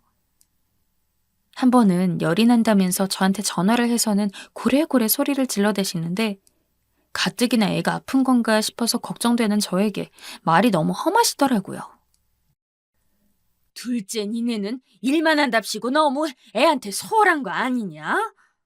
애를 얼마나 춥게 재웠으면 이렇게 열이 펄펄 끓어대고 콧물이 나고 난리가 났어. 아 얼른 데려가. 아, 네 자식 아프다고 얼른 회사에 말을 하라고. 분명 저는 아이 컨디션 확인하고 어머니께 맡겼고 출근한 지 1시간도 안 됐는데 이런 전화가 걸려오니까 당황스럽더라고요. 일단 애가 아프다니 걱정스럽고 속상해서 어렵사리 시간을 내어 데리러 갔어요. 그래서 아이를 데려와 근처에서 혼자 살고 있는 남동생에게 맡겼는데 취업 준비 중이라 가뜩이나 바쁜데 이렇게 맡기려니 너무 미안하더라고요. 돈 들이고 맡긴 우리 어머니도 마다하는 내 아이를 안 그래도 바쁜 동생에게 이렇게 맡겨놓고 가는 모양새가 좀 이상하기도 했고요. 그런데 이후로 어머니의 저희를 알아차리는 데까지는 시간이 많이 안 걸렸던 게 어머니는 글쎄 습관적으로 저를 호출하시지 뭐예요. 곧 죽어도 자기 아들한테는 전화 안 하고 저한테만 맨날 전화를 걸어대면서 애가 아픈 것 같다, 열이 나는 것 같다, 콧물이 많이 난다며 데려가라고 성하셨어요. 가끔 퇴근길에 조금이라도 늦을까봐 1시간 전부터 계속 전화해대질 않나? 진짜 미치겠더라고요.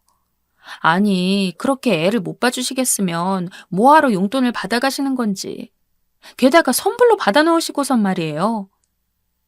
저도 이때 어머니가 보통 싫어진 게 아니라서 자세히 남편에게 사정을 따져묻기도 하고 집에 같이 계신 아버님께도 은근히 떠보듯 여쭤봤는데요. 아니 글쎄 어머니는 제가 드린 용돈을 가지고 그렇게 어딜 쇼핑하러 다니고 친구들을 만나서 밥을 사고 다니신다는 거예요. 아버님이 보셔도 이건 아니었는지 그냥 니네가 애 데려가서 키우는 게 어떻겠냐며 니네 시어머니는 집에 붙어있질 않는다고 하셨고요. 저보고 그렇게 빨리 애 데려가라고 난리치신 게 애는 엄마한테 보내놓고 자기는 나가서 친구들이랑 놀려고 하셨던 것 같더라고요. 이 상황을 파악하기까지 시간이 좀 걸렸긴 하지만 어쨌건 전 어머니께 아들을 맡긴 지 3개월쯤 되어서 완전히 끊어버렸어요. 이때도 어머니가 무슨 우리 부부 이혼이라도 시키실 마냥 얼마나 날뛰셨는지 몰라요. 내 손주를 자기한테서 뺏어간다며 둘째 며느리가 돈 좀 번다고 자기를 우습게 본다면서 별 말 같지도 않은 저주 같은 소리를 내내 저한테 퍼부어대시더라고요. 보다 못한 아버님께서 손짓하시면서 본인이 알아서 할 테니 니네는 그냥 가라고 하셔서 겨우겨우 빠져나왔어요. 이때 저도 얼마나 화가 났는지 남편한테 이런 소리까지 했어요. 여보, 나 정말 미안한데 한동안 당신네 집 가고 싶지 않아. 당신 어머니한텐 당신이 중요하겠지만 나도 내 아들이 중요해. 애 기저귀 상태 봤잖아, 당신도. 우리 처음 맡길 때 채워줬던 기저귀가 그대로 있어서 터지기 직전인 거. 10시간이 넘도록 애를 이 모양으로 두시고 어떻게 우리 아빠가 보내시는 그 피 같은 300만 원을 홀랑 받아 쓰실 수 있어? 그것도 이번 달 초에 드린 걸 보름도 안 돼서 써버리시고 다음 달 걸 가불해달라고? 너무 미안한 소린데 나 당신 어머니 너무 싫어. 솔직히 남편이 너무 불쌍한 게 남편은 맨날 이런 자기 어머니와 제 사이에서 맨날 치여서 눈치 보고 쥐죽은 듯 지내고 있거든요. 절 대신해서 몇 번이나 자기 엄마한테 대들고 소리를 질렀지만 어머니는 눈꿈쩍 안 하고 콧방귀만 끼어대셨어요. 아버님이 가끔 보다 못해 뭐라 해도 들은 척도 안 하시더라고요. 이후로 저희는 이모님을 구했고 그렇게 한동안 연락을 끊고 살고 있었는데 어머니는 얼마나 저한테 이를 갈고 계셨던 건지 대뜸 저한테 전화를 해서는 또 소리를 벅벅 질러대시더라고요. 둘째 너 그러는 거 아니야. 너 때문에 내가 밤마다 얼마나 우리 손주아리를 하는지 모르지? 아무리 서운해도 그렇지. 생떼 같은 내 손주를 갖다가 할미 손에서 뺏어가고 말이야. 돈도 얼마나 줬다고 그렇게 생색을 내면서 원래 주던 용돈까지 다 끊어버리고. 네가 아주 대놓고 날 우습게 보나 본데. 너 그런 식으로 네 시어머니를 바보같이 알고 거지마냥 대하면 너 진짜 벌 받는다. 내가 아주 너만 생각하면 잠이 안 오고 화병이 나서 못 견디겠어. 정말 이런 얘기를 듣고 있으니 너무너무 질리고 한숨이 나오더라고요.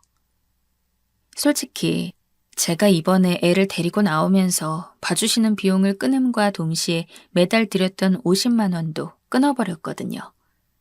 그랬더니 저렇게 길길이 날뛰면서 한번 전화를 걸어내시더니 이후로도 틈만 나면 전화해서 난리치시는 거예요. 하필 또 어머니 생신도 얼마 안 남았다며 가족들끼리 또 볼 거라고 하는데 어머니는 공연히 제 얘기를 해가면서 둘째 며느리 때문에 살기도 싫다며 그깟 생일 챙겨서 뭘 하냐고 억지를 부리신다는 거예요. 듣고 너무너무 짜증나서 좀처럼 제 속이 달래지지 않았지만 결국 이걸 잠재우고 불씨를 꺼버리려면 별 방법이 없겠더군요. 똥이 더러워서 피하지 무서워서 피하냐는 생각이 들면서 내가 할 수 있는 도리는 그냥 하고 다시는 말이 나오지 않도록 해버리자는 생각이 들었어요. 한편으론 이때 그냥 다 무시하고 연을 끊어버릴 것을 왜 저는 미련하게 그래도 내가 조금이라도 더 해드리고 편해지자는 생각을 했을까요? 잘해드리면 고마운 줄 모르고 더 물어 뜯으려고 하는 저희 어머니 같은 분한테 말이에요. 저는 큰맘 먹고 어머니의 65세 생신을 우리 집에서 치러드렸어요. 진짜 하기 싫었지만 누누이 이게 처음이자 마지막임을 강조하면서 용돈 때문에 성난 어머니 마음도 일단 좀 달래보고자 순수한 우리 부부 저금에서 나름 거금 300만 원을 떼서 생일 용돈으로 드렸단 말입니다.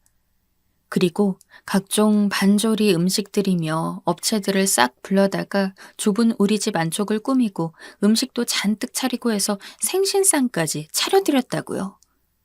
그럼 저는 할 만큼 한 거 아닌가요? 그런데 여기서 제가 어머니와 평생 연을 끊어도 할 말이 없을 사건이 터져버렸어요.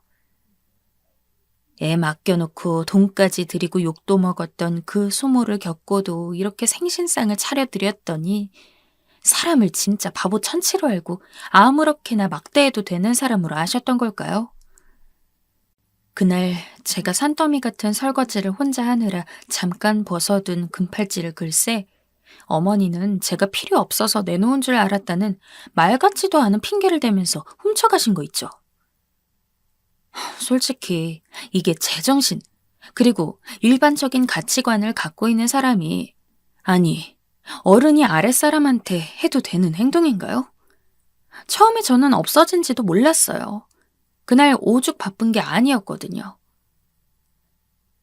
직장에 휴가를 내놓고 그날을 비워서 어머니 드실 음식 잔뜩 차리고 은행에서 새 돈으로 바꿔서 300만 원도 뽑고 옷 한 벌도 사가지고는 선물 포장해서 챙겨드렸어요. 내내 음식 내가고 애기 보여드리고 어쩌고 시간 보내는 와중에 아무래도 손을 종일 쓰고 물이 닿으니 번거로워서 금팔찌를 주방 안쪽어귀 위에 벗어놨어요. 그런데 그날은 몰랐고 다음 날이 주말이어서 또 몰랐고 월요일에 출근하려고 보니까 그 팔찌가 없는 거예요. 휑한 손목이 신경 쓰여 아무리 뒤져봐도 없는 데다가 남편도 모른다고 하더라고요. 이건 아빠가 한창 어렵게 생활을 유지해 가시다가 사업이 점점 필 무렵 고생했다며 가족들에게 선물해 주신 액세서리 세트 중 하나였어요. 남들이 보면 뭐 얼마나 대단한 팔찌냐 할 수 있겠지만 저에겐 의미가 깊은 것이었거든요. 그런데 이게 없어지니 괜히 불안하고 신경이 쓰이고 아빠께 죄송하고 예민해지더라고요. 몸의 일부 마냥 수년째 차고 다니던 거라 계속 마음이 쓰였는데 그러고 며칠이 되지 않아서 그 행방은 밝혀지게 되었어요. 알고 보니 팔찌는 도난당한 것이었으며 저는 이성의 끈이 완전히 끊겨버린 채로 그대로 경찰서를 향했고 신고했어요. 사실 이렇게 보면 그냥 당연하고 평범한 하나의 흐름 같아 보이지만 이 실체가 누군지를 잊으시면 안 돼요. 그 팔찌를 도난해 갔던 범인은 다름 아닌 바로 저희 어머니. 그날 생일의 주인공이었던 어머니라는 거죠. 아니, 며느리가 자기 생신상 차리고 생신 용돈까지 300만 원씩 챙겨줘가며 그렇게 아침부터 밤 늦게까지 몇 번을 상을 바꿔가며 대접해드렸는데 그때 한눈에 봐도 젊은 애들이 차는 것으로 보이는 금팔찌, 심지어 며느리의 것인 걸 알고 있었던 그 금팔찌를 몰래 홀랑 가져간다는 게 말이 되나요? 제가 이걸 알게 된 건 며칠 지나서 신우이가 가족 단톡방에 올린 사진 한 장 때문이었습니다.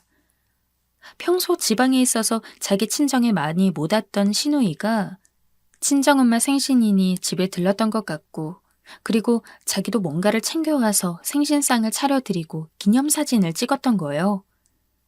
그런데 어머니는 도대체 뭔 생각이신 건지 어쩜 이렇게 무신경한 건지 제 금팔찌를 차고선 목에다 또 뭘 주렁주렁 달고 해맑게 웃으며 사진을 찍은 게 아니겠어요? 이걸 보니 저 밑에서부터 진짜 피가 끓어오르는데 전화해서 제가 아무리 악에 받쳐 따져대도 어머니는 말도 안 되는 변명만 하시고 네가 안 차길래 아까워서 가져왔다는 둥 돈도 많으면서 그까짓 거 시어머니 좀 주면 덧나냐고 되려 큰 소리를 치더군요. 더 이상 이 사람은 어른으로 대접하면 안 되고 가족이고 뭐고 뭣도 없다는 생각이 들어 신고를 해버렸어요. 이쯤까지 가니 집안의 분위기는 말도 못하게 험악해졌고 형님과 동서도 전해 들었는지 당황스러워 하더라고요. 하지만 불행인지 다행인지 둘 다 각자 어머니께 당한 게 많아서 그런 건지 몰라도 그냥 저보고 너무 속상했겠다는 말만 할 뿐 고소를 취하해라 어째라 이런 말도 하지 않더라고요. 하지만 아무래도 형님과 동서는 남이고 남편이나 아주버님, 시아버님은 진짜 가족이니 그냥 넋놓고 볼 수는 없었던 것 같아요. 남편은 제 다리를 붙잡고 울면서 용서를 빌어대고 아버님까지 집에 찾아오셔서 저한테 미안하다고 사과를 하시니 어쩔 수가 없더라고요. 그래서 그냥 고소는 취하했지만 저는 이후로 어지간해선 시댁에 가지 않아요. 일단 어머니가 저를 보길 불편해하고 어려워하고 있는 데다가 저 일이 벌써 한참 시간이 흘렀는데도 아직까지 직접적으로 마주한 적이 없어요. 소식도 형님이나 동서 쪽을 통해 듣고 있고 어머니와는 정말 거의 연을 끊다시피 하고 살고 있는데요. 남편을 생각하면 가끔은 좀 안쓰럽다가도 그놈의 안쓰러운 마음 때문에 그 지경의 상황까지 갔던 것 같아서 다시 마음을 다잡고 있기도 해요. 정말 다시는 어머니와 엮이고 싶지가 않습니다. 살면서 아무리 별의별 사람들 다 봤다지만 어머니 같은 막무가내에 우겨대기만 하는 사람은 처음 본 것 같아요. 최대한 안 엮이면서 사는 게 정답인 것 같습니다.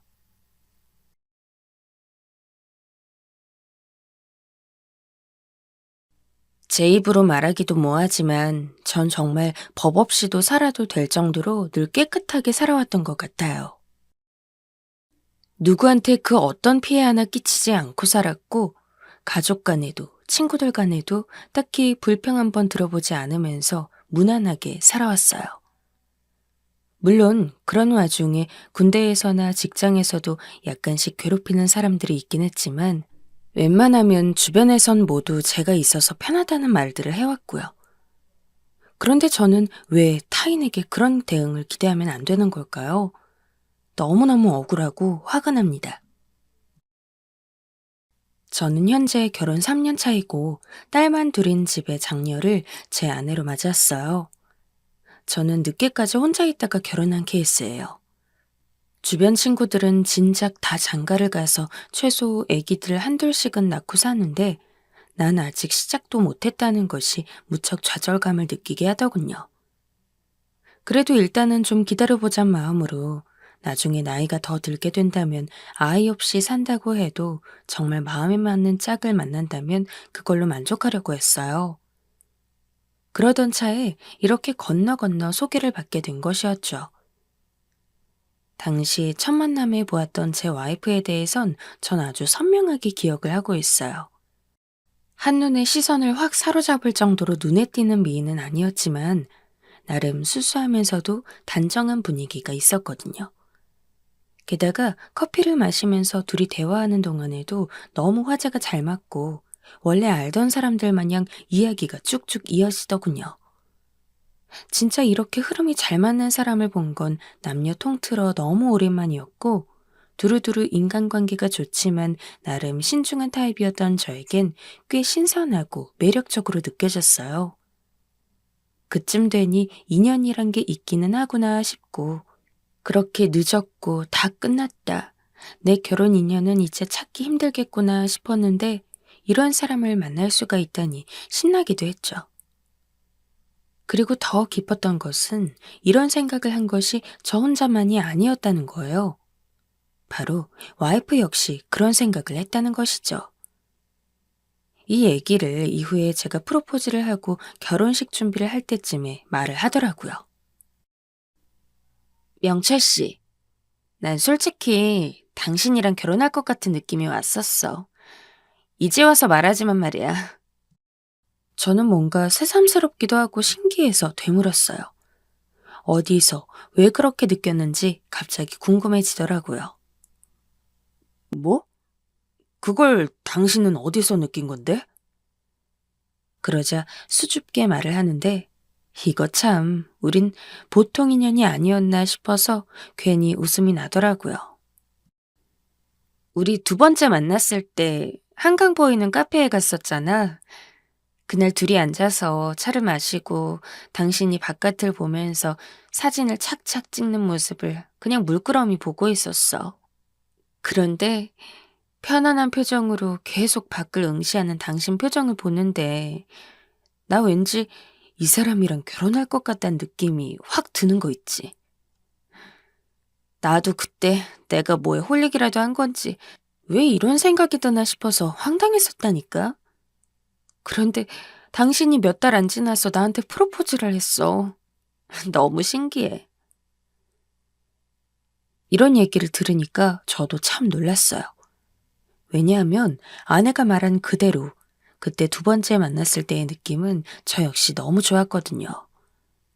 처음 만났을 때보다 한층 더 안정되고 편안한 분위기가 되었고 저도 왜 그렇게 마음이 누그러졌던 건지 평소 좋아하는 풍경 찍기를 하게 되더라고요.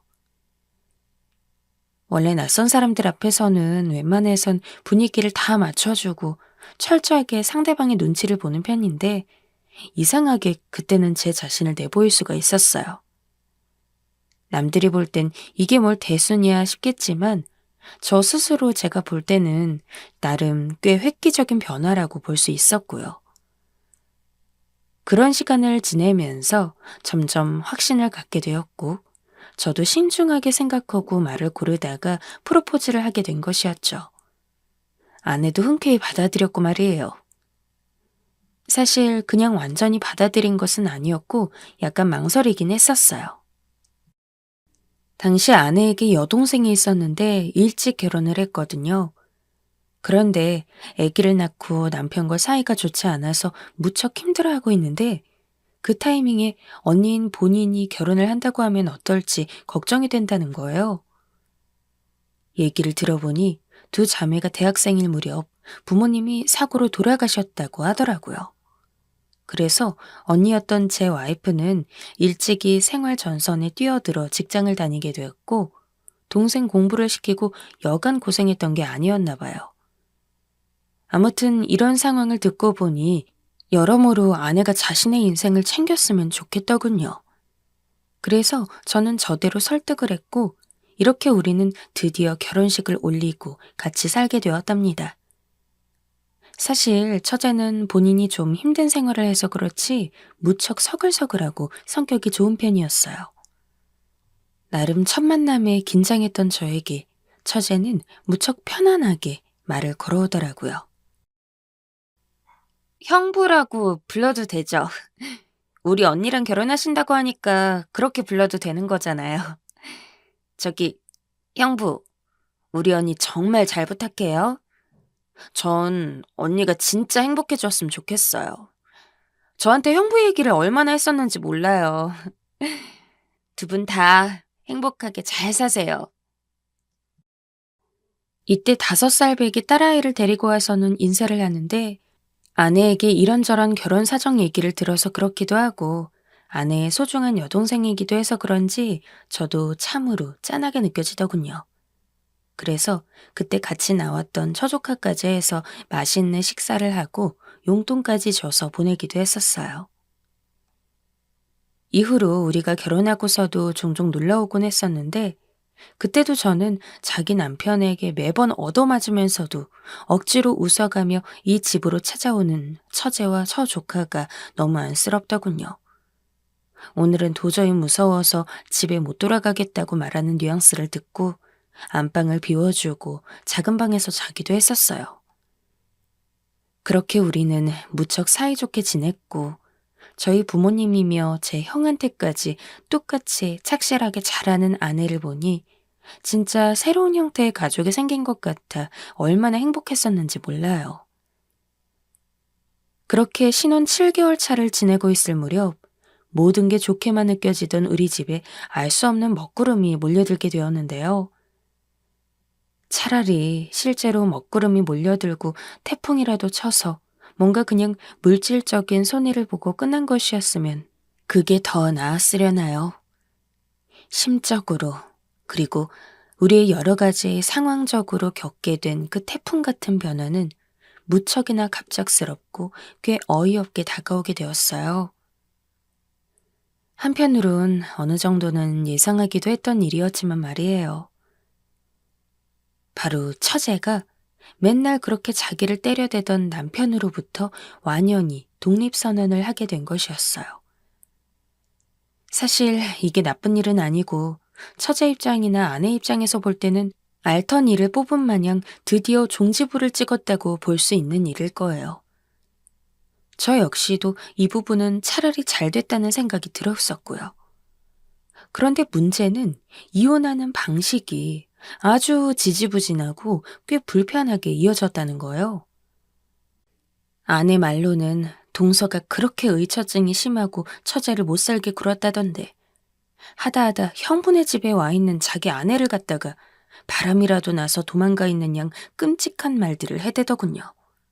그러면서 자기 딸이 있는 앞에서 소리를 빽빽 질러가며 저에게 물리적 행동까지 벌이려고 하는 바람에 그만 경찰을 부를 수밖에 없었어요. 하다하다 어쩜 이런 일까지 겪게 되는 건지 남자인 저도 약간 놀랍고 지칠 정도였는데 그간 처제는 진짜 일반적인 인생을 살기 힘들었겠더군요. 아내도 이때 얼마나 놀랐던지 자기 여동생과 조카를 어떻게든 보호하려고 필사적이었어요. 이후에 처제는 참 힘들게 이혼 절차를 거쳐 끝내긴 했지만 당장 5살짜리 딸을 데리고 어디 시설을 갈 수도 없고 남편이 무작정 쫓아내다시피 해서 그런지 꽤 어려운 상황에 놓였더라고요. 아내도 꽤 고민스러운 얼굴이긴 했지만 전 이때 보다가 안 되겠다 싶어 먼저 제안을 했어요. 유진아, 더 고민하지 말고 처제랑 혜원이 우리 집으로 데리고 오자. 자리 잡힐 때까지 1년 정도는 편안히 지냈으면 좋겠어. 이후로는 우리 다시 얘기해보고 말이야. 어떻게 생각해? 아내는 이 말에 정말 말로 형용할 수 없이 너무 고마울 뿐이라며 고개를 푹 숙일 뿐이었고 이후로 일은 빠르게 진행되어 처제와 조카를 데리고 같이 살게 되었어요. 아무리 이혼을 원했다지만 그 여파가 적진 않았던지 처제는 꽤 얼굴이 그늘져 있더군요. 다행히 조카는 아직 많은 것들을 구분할 나이는 아니어서 그런지 이 집에서 지내는 동안 많이 밝아지기도 했었어요. 그리고 처제도 여러모로 힘들어 보이긴 했지만 나름 힘을 내서 살려고 하는 걸 보니까 그나마 좀 다행인 것 같더군요. 저도 형제가 있지만 세상 하나밖에 없는 내 핏줄과 부모님도 안 계신 세상에서 이렇게 살면서 저리 힘든 일을 겪는다면 너무 힘들 것 같았어요. 아내가 처제를 너무 걱정했었는데 이렇게 한 집에 살면서 계속 지켜보고 지내게 되니 무척 좋아하더라고요. 처제는 아내를 닮아 그런지 약간 좀 더 활발하고 개방적이긴 해도 싹싹하고 예의가 바른 구석은 비슷했어요. 저희 부모님이 반찬을 주러 잠깐 들르신 적이 있는데 그때도 얼마나 살갑게 굴던지 참 고맙더라고요. 그냥 가신다는 저희 부모님을 모시고 들어와서는 형부께 너무 신세를 지고 있다며 반찬이며 이것저것 해서 대접을 하는 거 있죠? 아무래도 처제는 결혼 생활을 나름 그리 짧지 않게 했었고 가끔 레스토랑 같은 곳에 가서 알바도 해서 그런지 음식 솜씨도 좋은 편이었어요. 저도 나름 아내 쪽 가족인 처제에게 베풀긴 했지만 처제 역시 그 상황에 대해 당연히 생각하지만은 않고 좋게 여겨주고 있으니 그 자체로 저는 감사하게 생각하게 되더군요. 이후로 저는 약간 일이 바빠지면서 집을 비울 때가 종종 있었는데 그럴 때마다 아내를 혼자 집에 두게 할까봐 약간 걱정이 됐지만 처제가 있다 보니 그건 나름대로 안심되는 것도 있었고요. 아내가 애도 아니고 왜 이런 걸로 걱정하냐 싶으실 수도 있는데 사실 빈혈 수치가 꽤 나쁜 편이라서 가끔 어질어질할 때도 있고 얼굴이 허옇게 변해서 기우뚱할 때가 있었어요. 그것 때문에 아기 갖는 것에 대해서도 나름 고민을 했는데 일단은 전 서두르지 않기로 했답니다.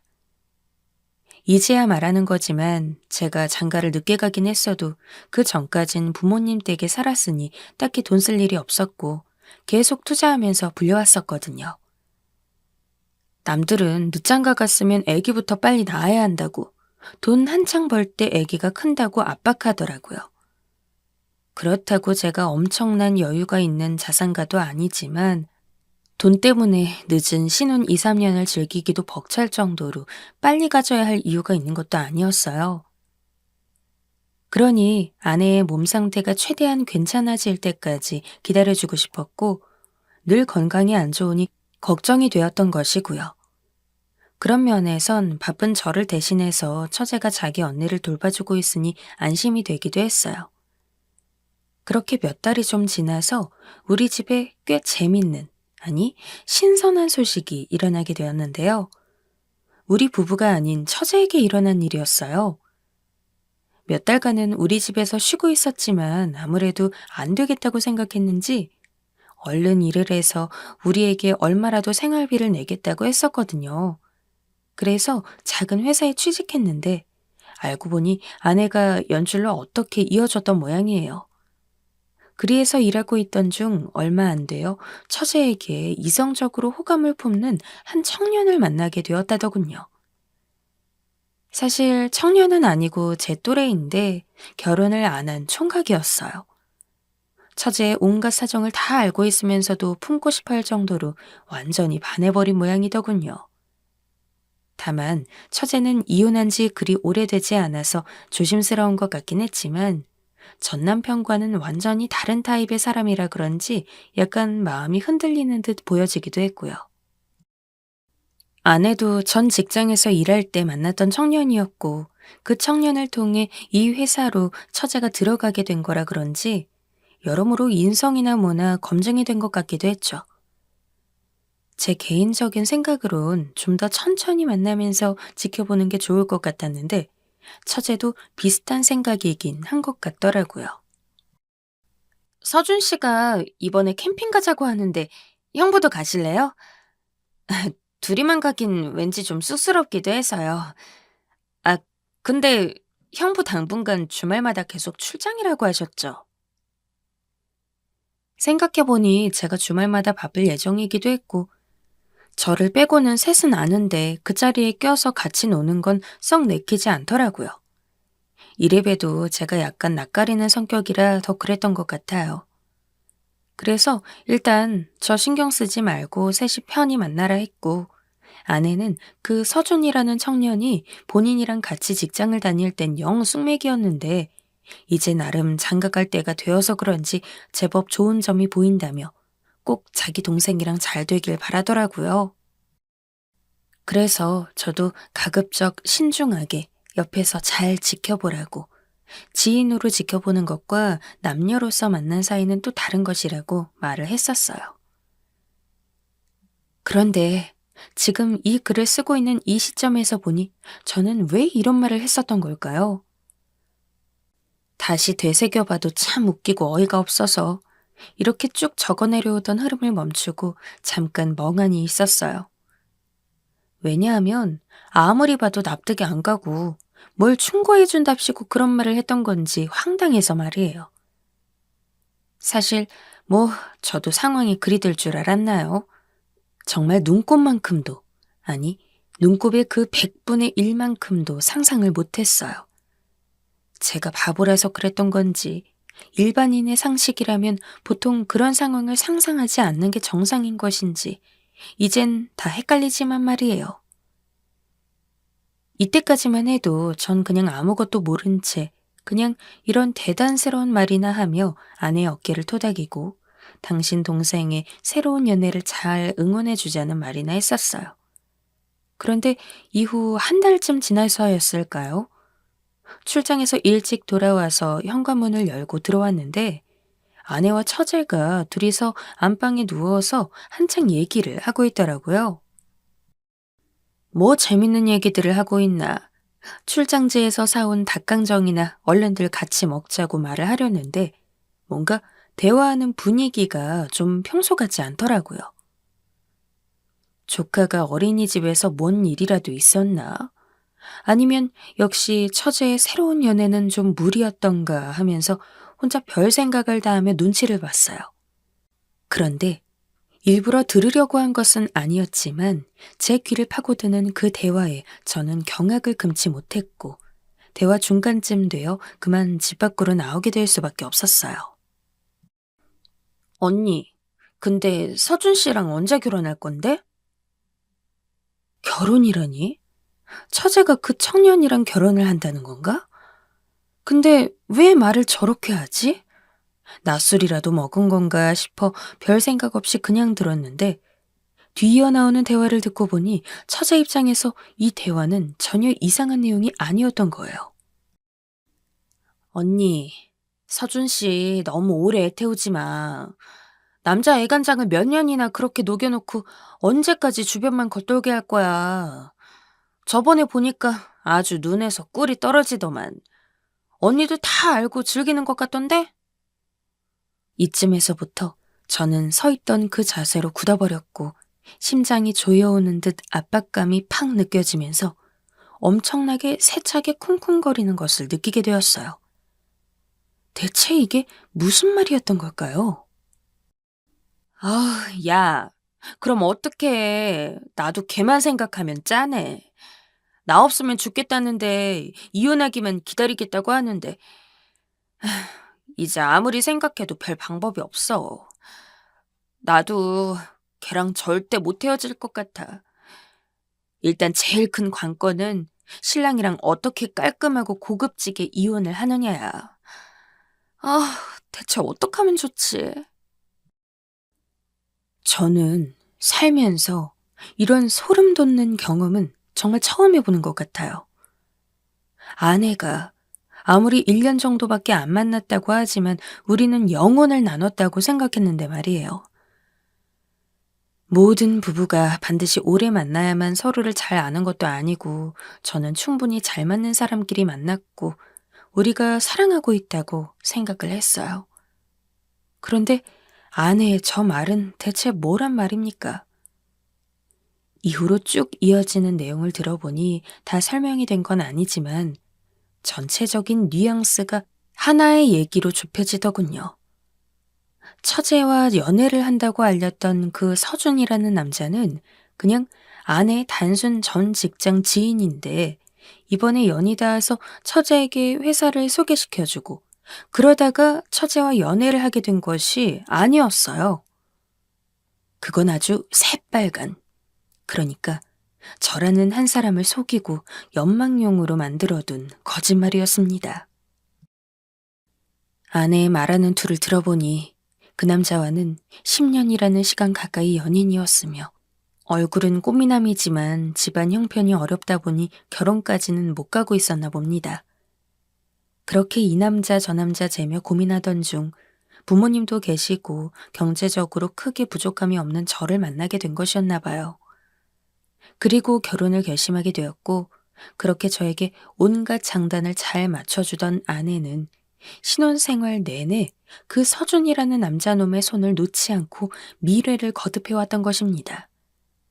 처제라는 가짜 가림막을 이용해서 말이에요. 처제와의 연애를 지원해주는 척 셋이서 캠핑을 다니고 놀러 다니기도 했고요. 매번 아내와 처제가 같이 가겠냐고 저에게 묻기도 했었지만 생각해보면 제가 당연히 끼기 힘든 날마다 물어봤던 것 같아요. 아내가 제 스케줄을 꿰고 있으면서 맨날 살뜰하게 챙겨주는 줄만 알았는데 그 시기 때마다 늘 그놈과 어울려 다녔고 처제는 아내가 연애질을 해대는 동안 남들이나 내 눈을 가릴 용도로 그렇게 같이 따라다녔던 것이고요. 이쯤 되니 머리가 너무 어지러워서 더 못 듣고 있겠더라고요. 다 헷갈리기 시작했고 생각이 꼬리에 꼬리를 물고 넘어가면서 처제며 아내며 다 인간 같지 않고 내가 어쩌다가 저런 것들과 엮인 것인지 점점 멍해졌어요. 이쯤 되니 처제의 전 남편도 의처증이 아니라 진짜 처제가 바람기가 있어서 그렇게 툭하면 폭력을 행사해대며 버릇을 잡겠다고 했나 싶었고요. 그렇게 천사 같고 호탕한 성격인 것 같던 처제는 자기 언니의 불륜 짓을 도우면서 형부인 나에게 맨날 생글생글 웃으며 세상 싹싹하고 좋은 처제인 척했던 겁니다. 아내는 말할 것도 없이 이혼한 자기 동생과 조카까지 거두어든 저를 완전히 무시한 채 이전 연인을 여전히 만나고 다니면서 몹쓸 만남을 즐겼던 것이고요.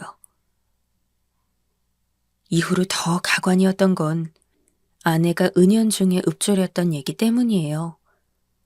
저를 이렇게 속이고 남자와 놀아나고 있다는 그 가식적인 가면 때문에도 저는 심장이 진정 안 되고 죽을 지경인데 무려 제 재산을 완전히 자기 것으로 끌어갈 궁리를 하고 있는 게 아니겠어요?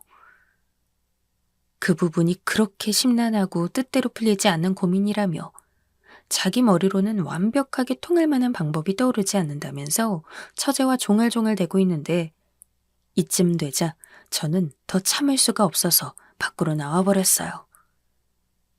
아무리 저 안에서 떠들고 있었다 한들 사람 인기척이 난 걸 모를 리가 없었겠죠. 누군가 왔다 간 것을 알고 아내와 처제는 일제히 긴장을 했을 텐데 어쩐지 조용한 것 같더군요. 아무튼 저는 그 길로 참지 못하고 몇 번을 골목에서 혼자 이리 뛰고 머리를 쥐어 뜯다가 이성이 전혀 없는 사람 마냥 경찰에 가서 이런저런 사정을 토해냈어요. 하지만 제가 이때 어지간히 정신이 없긴 했던 것 같아요. 증거라고는 내 귀에 들어온 그 말들 뿐이었고 실질적으로 제가 뭔가를 증명할 만한 건덕지가 단 하나도 없었으니까요. 그냥 저를 짠하게 보기만 할 뿐 딱히 지금은 얻는 게 없을 거라고 말하는 걸 보니까 그냥 하늘이 무너지는 것 같고 너무 비참하게 느껴졌죠. 부모님께 말씀드릴 수도 없고 그냥 저는 이때 꾸역꾸역 익명으로 인터넷에 질문을 올려 이런 상황을 어떻게 해결해야 하는 건지 조문을 구했는데요. 어쩜 이렇게 바람 피우는 여자들도 남자들도 많은 건지 이런 부분에 대해 도움을 주겠다며 나도 피해자라며 조언을 주는 이들의 댓글이 점점 달리더군요. 대부분은 경찰서에서 지금 해줄 수 있는 게 없을 거라며 증거도 없고 뭔가 딱히 실행된 것도 아니니 고소가 안 될 거라는 거예요. 일단 지금이야 죽고 싶겠지만 그 재산 뺏기지 않고 일벌백계 한 각오가 되어 있다면 마음 강하게 먹고 증거를 모으라고 하더군요. 이걸 새겨듣고 몇 번이나 결심을 하고 호텔을 전전하며 자꾸 출장이 길어진다는 핑계를 대다가 이런 식으로 날짜가 더 길어지고 거리 두는 게 느껴진다면 왠지 아내도 눈치채지 않을까 싶더군요. 정말 울며 겨자 먹기로 어거지로 들어가서 잠만 자고 나오고 아침에는 득달같이 일찍 나와서 최대한 접촉을 안 하려고 했었어요. 그나마 이걸 다행이라고 해야 하는 건지 인터넷상에서 저와 아주 비슷한 경우는 아니지만 본인 배우자가 바람핀 것을 잡아내어 이혼 소송까지 간 남자분 두 분께 조언을 받게 되었는데요. 정말 부모님이고 그 누구에게도 말할 수 없는 시점에 이런 부분에선 인터넷에서 만난 인연이 어느 정도 도움이 되긴 하더군요. 아무리 죽고 싶고 못 견디겠어도 이후를 위해서 절대 내가 눈치챘다는 것을 걸리면 안 되고 그저 증거 모으기에만 집중하라는 말만 생각하며 견뎠어요.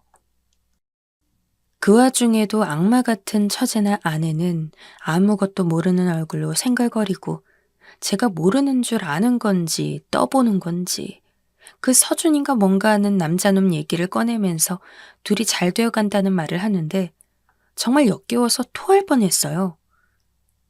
이후로 저는 출장을 간다고 하고 몇 번 뒤를 캐었는데 겨우 한 번 따라잡아 증거를 가까스로 모았고 그 순간조차도 도대체 왜 내가 이런 짓이나 하고 있는 건지 환멸이 나서 몇 번이나 주저앉아 그냥 가만히 있었어요. 증거를 캘 기회가 좀 더 있었을 수도 있었는데 스스로 포기해버렸던 날도 있었고요. 일단은 부실하지만 모이긴 모였기에 그대로 이혼 소송을 진행하게 되었는데요. 더 이상 미루면 내가 다 포기해버릴 것 같아서 그냥 꼬리 잘라내듯 이혼만 하고 봐주게 될까봐 마음을 강하게 먹어야겠더라고요. 마음이 약해지려고 할 때마다 불륜을 저지른 것도 모자라 그렇게 자기며 자기 여동생과 조카의 편의까지 봐주고 아껴주려고 했던 내 재산까지 탐냈던 저 뱀 같은 여자를, 아니 저 자매들을 그냥 멀쩡히 이 땅에서 숨쉬게 살아가게 하고 싶지 않았어요. 저처럼 별 탈 없이 남한테 딱히 해도 끼치지 않고 살았던 인생이 대체 무슨 죄를 지었다고 인생사 가장 중요한 결혼에서 이런 형벌 같은 일을 겪게 된 걸까요? 이혼 소송을 어찌되었건 이겨야겠지만, 당연히 이겨야겠지만, 이겨서 나에게 남는 것은 무엇인지, 이겨도 본전일 뿐인, 아니 더 깎여버리고 험한 이 상황을 어찌하면 좋을지 모르겠습니다. 마음의 상처가 정말이지 너무 커서 이걸 어떻게 견뎌내야 할지 엄두가 안 나요. 당장이라도 정신과 치료 같은 걸 받아봐야 하는 걸까요?